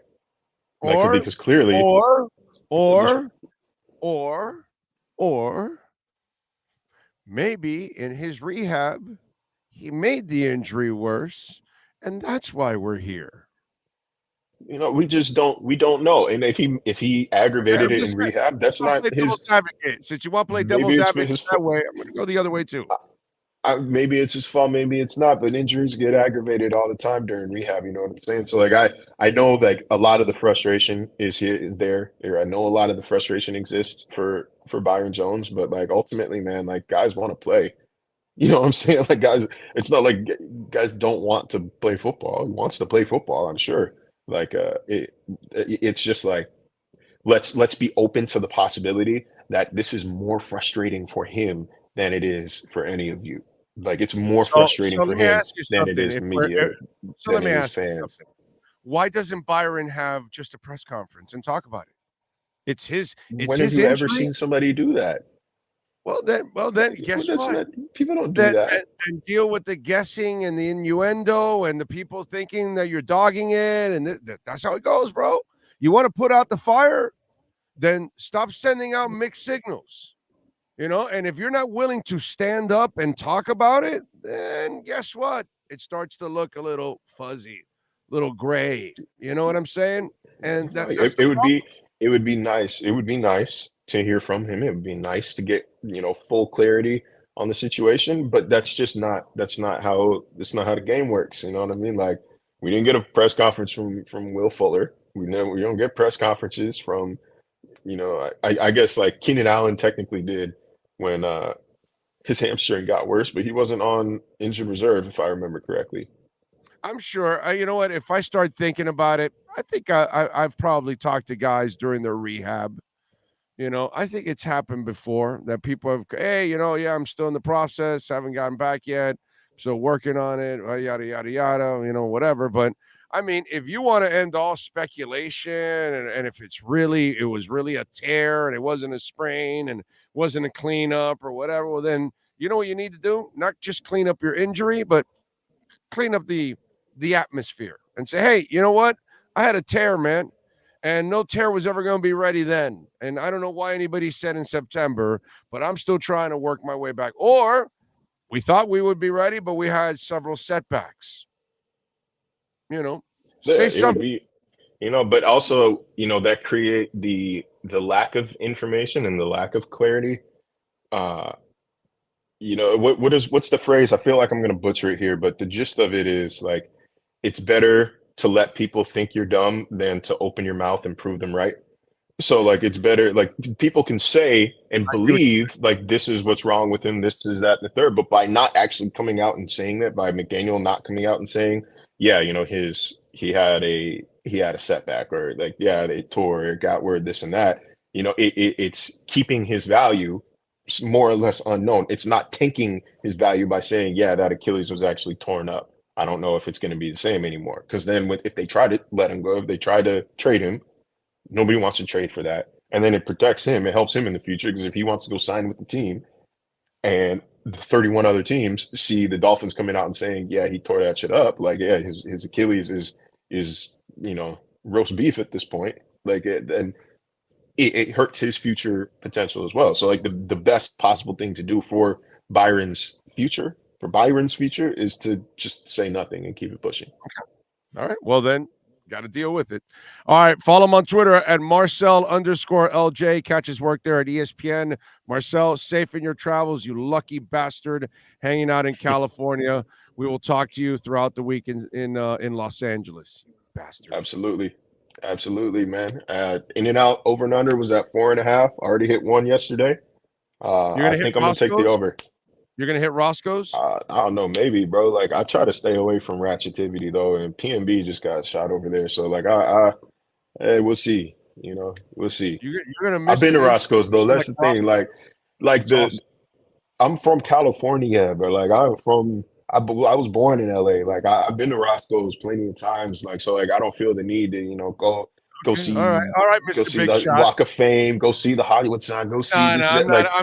It's gonna be cool to see. I love it, but like, it's just. I'm a fat guy. I'm talking home. about food. Okay, I'm not walking around the Hall of Fame.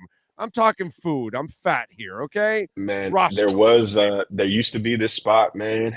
There used to be this spot called Komodo's Komodo in LA. Not the Komodo that's in Miami. It was an Asian fusion joint. It was a food truck, and they got a brick and mortar eventually. And they used to have this burrito. And anytime we were in LA for any reason, didn't matter where we were going, where we were staying, we were heading up to Pico, to Pico Drive or Pico Boulevard, and we were getting the breakfast burrito. It came with sirloin steak. It was like quail egg, cheese, tots in there. They used to have this thing, they called it a Brutus salad, and it was tots with, you know, same scrambled quail eggs, sirloin steak, garlic aioli, like crazy, bro, just crazy. And they went out of business. They weren't broke. Like it wasn't like they got priced out. Like, based on what I remember, they just didn't want to do it anymore. And so they went out of business, and that was that. Like, they didn't reopen shit. That breaks my heart that I can't go see that. That I can't go there. All the time. Happens all the time. All right, we got to move on to Schad. Marcel, thank you, my brother. Be safe. We'll talk to you throughout the week in Los Angeles. All right? Yes, sir. Y'all take it easy. You got it. There you go. You now have the edge. And don't forget, 78 calories, delicious, smooth, and zero aftertaste. That is Edge Energy Drink. And use our code BIG-O.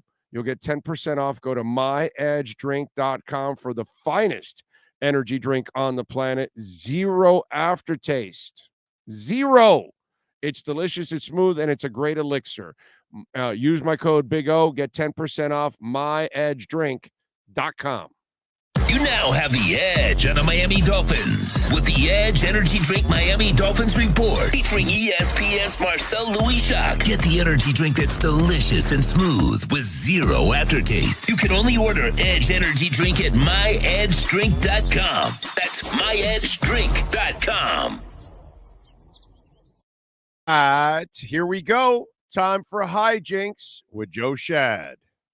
Dolphins fans, it's time to talk to the man with incredibly high standards. It's not easy to score an A or grade 10 out of 10 with this guy. In fact, he isn't impressed with Joey Chestnut's dominance, Usain Bolt's speed, or even Van Ginkel's locks. Will the hijinks continue? Can the Miami Dolphins do the impossible by getting a passing grade with Joe Schad? It's time for the Hijinks Sports Grill Miami Dolphins Report. This report is brought to you by Hijinks Sports Grill in Boca at 133 Southeast Meisner Boulevard. Enjoy happy hour 4 to 7 p.m. Reserve a VIP table online and receive 1 free sparkling wine. Follow them on Instagram at Hijinks Sports Grill.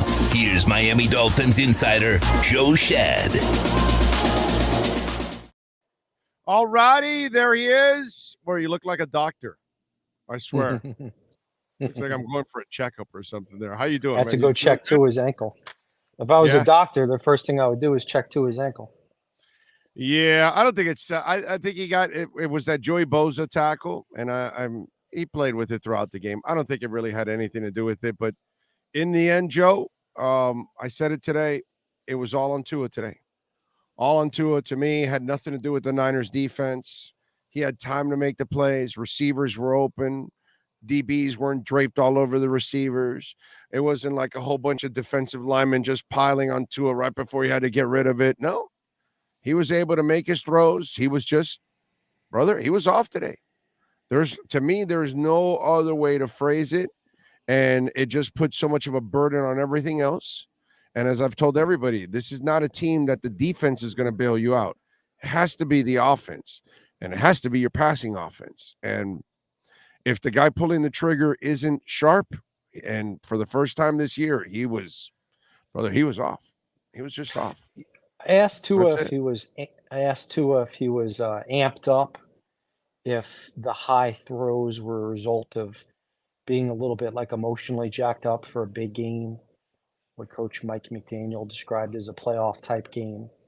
He dismissed that, but it doesn't mean that maybe there wasn't a little bit of truth to that, because he was uncharacteristically off. And Mike McDaniel acknowledged it. Tua acknowledged it. To his credit, he took all the blame in a very, not Zach Wilson type press conference, which was nice. He's the That's what he anti-Zach Wilson. If He anything, should- he's too hard on himself. Tua's hard on himself. And, Yes. at the end, he said, don't they think something like, we're not going to take this lightly, or don't think we're going to take this lightly. It kind of reminded me of Tim Tebow's promise speech after the Ole Miss loss. And I'm Yeah. not suggesting that Tua is as emotional as Tebow, but he's very locked in and focused this year. Everybody from Darrell Bevell to Mike McDaniel to Tua say that Tua is putting in more time. He's obviously taking this renaissance very seriously. And, now it's on him to make sure that one loss doesn't turn into two, that the West Coast trip doesn't become a disaster, that we don't start to spiral into this typhoon of questions about whether or not Tua can win on the road, and he can win against good defenses, and he can win with the pressure of the season on the line, because obviously there are some big road games ahead, the Chargers, the Bills, and the Patriots. So the final chapter of the story is yet to be written, and hopefully today is just an aberration. I think it'll be an aberration. Actually, I actually feel better for the team next week, because we were all like thinking it was going to be the worst thing in the world to be without Teron Armstead. And today, you cannot blame the loss on Teron Armstead. You can't say, oh, dude, the line caved in. Tua never had time and this and that. They weren't going to run the ball with Teron, without Teron, against that front seven. I don't care. People say, oh, run the ball more. Whatever, dude. You were going to win by the arm of Tua and the passing and the rest of the guys making plays. And the plays were designed perfectly, Joe. The routes were run right there. The last play of the game to Gesicki, he puts the ball here, bro. If you put it here, It's interesting. If you put it here, the defender has no shot. By putting it here, you let the defender get in there, and then I give Gesicki just credit for trapping it. This is just a game where the kid was off, and I'm glad he laid on the sword, because that's what leaders do, man. On a game where you just played like dog shit, just say, man, I played like dog shit, and I let everybody else down. And to me, now next week you're going up against another Bosa. Well, you did it this week. If he returns, we'll see. I Did think he play today? Did he no, play today? But I got to tell you something. I thought maybe there'd be a shot he'd play today for Mike. So he's not, right? I think he's just on this trip for like leadership on the West Coast. I think. No. I wasn't clear. You mentioned Joey Bosa, and I don't know if Joey Bosa returned from injury today. He's been out. Oh, I'm obviously. not sure, but if he's there next week, my point is, even if he's there next week, you gave Tua enough time this week against the Niners, then you can do it next week, and all he has to do is hit the same throws he had. Joe, he threw for 300 yards and left 200 more on the field. Because Yeah, if in you today's catch all NFL, those balls, 300. if you catch all those balls and you keep drives alive, he left 200 more yards on the field. He threw for 300 yards in a bad game. You covered a Dolphin quarterback who played a bad game and threw for 300 yards. Think about that. We do know that in today's NFL, 300 yards doesn't mean what it used to mean. Kind of like It's still 100 yards receiving doesn't mean what it used to mean. It was interesting. I asked Tua about third down because he's been as good as anybody in the NFL on third down, 0 for 7 today. I said, well, what's the common denominator? He said, poor communication. So it's a little concerning that at this point of the season, there are guys running routes and making breaks and cuts that aren't aligning with Tua's anticipation. So he even mentioned or maybe he means his poor communication. Yeah, he Maybe also he's mentioned just, that on the 4th down completion to Gesicki, there were several other mistakes that were made on that play. So Tua was alluding to not just physical errors, but also mental errors, and that's certainly disappointing at this point in the season. Listen, it's one thing to lose to San Francisco. It was 33-17, but really it was 23-17. Yeah. It was amazing that McDaniel went for it. Let's give them that field goal. Once they made it a 9-point game, that's when they won the game. It was over right there.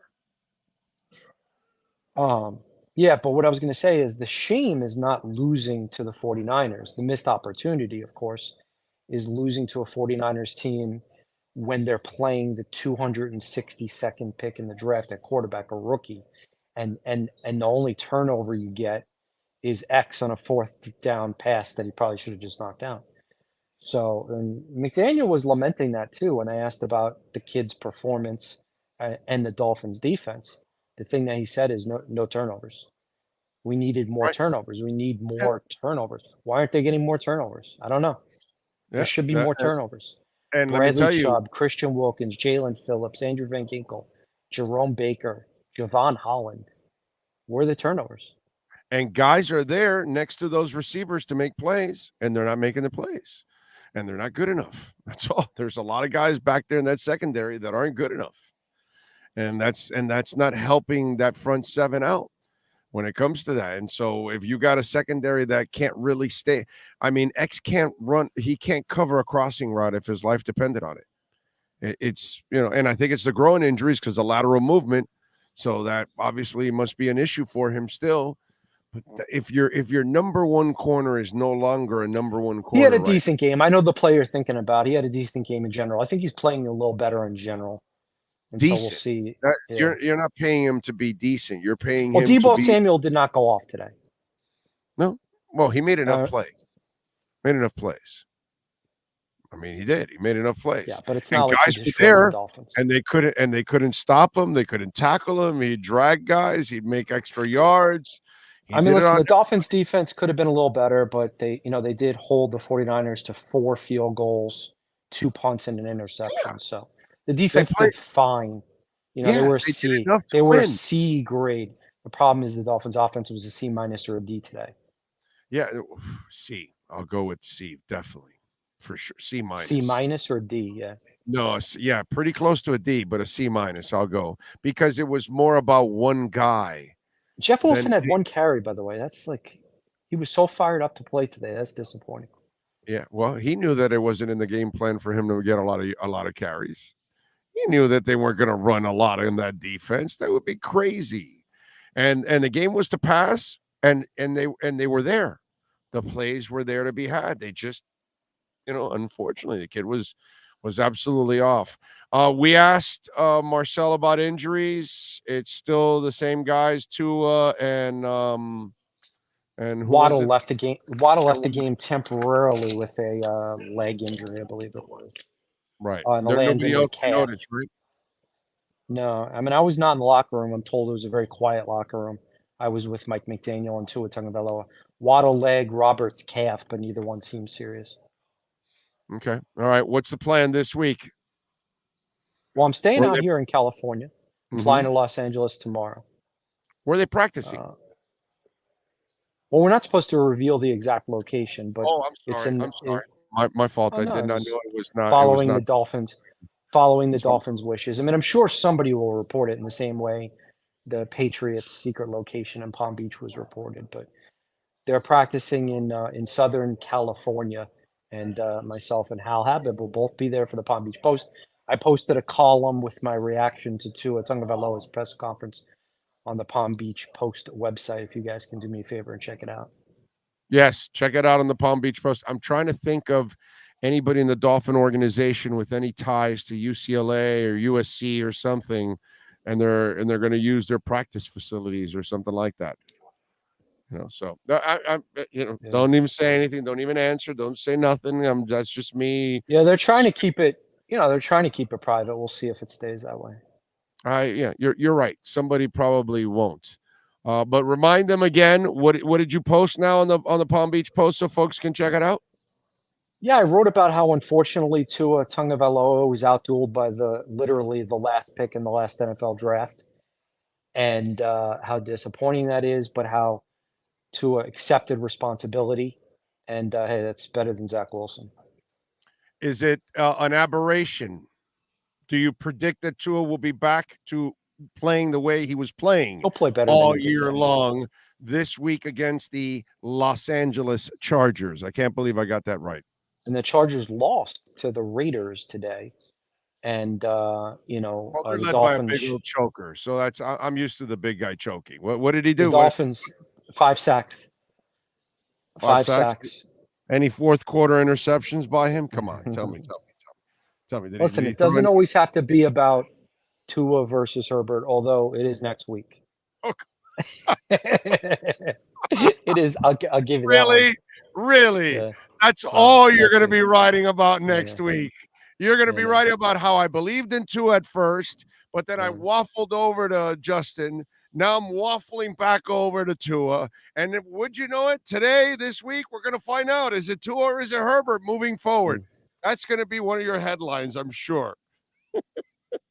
Well, when Tua outdueled Herbert in their first meeting, Tua was very honest going in, telling me that he knows he, for the rest of his life, will be compared to Justin Herbert. So at least he has a good perspective of reality on that one.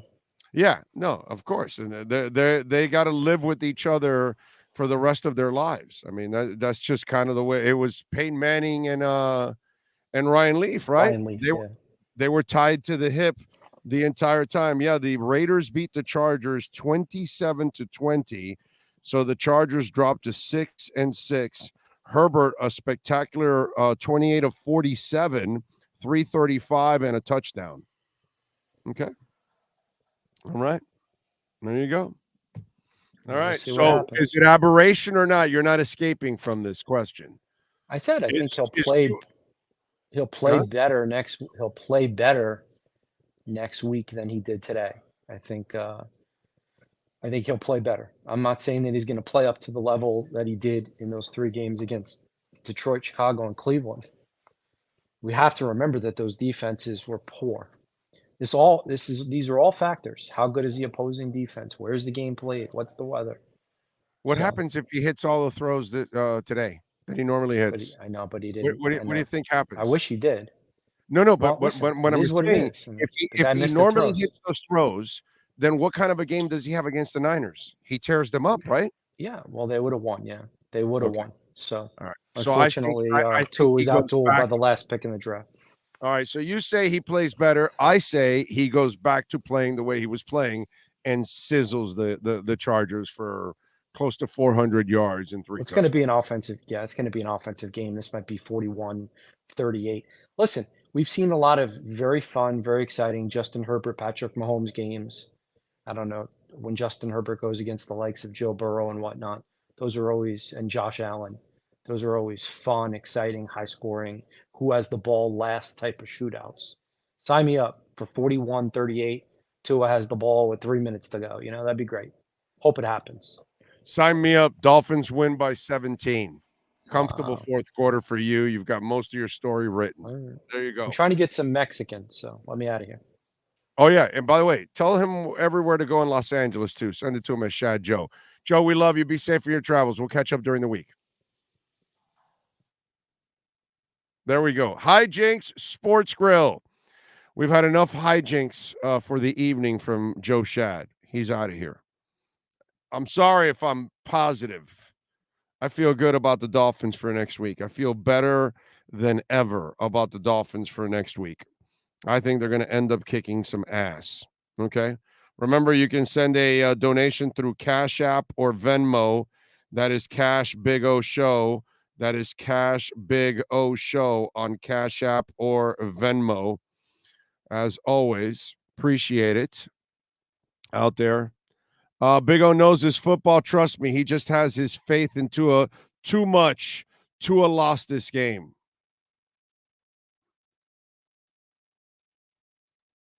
Isn't that what I just said? Yeah, I have a lot of faith in Tua. And yeah, he lost this game. Just because I have faith in Tua, I can be honest. I got the kid's back. He's going to be fine. I'm not worried about him at all, but he had a crap day today. You have it. I have it. It goes that way.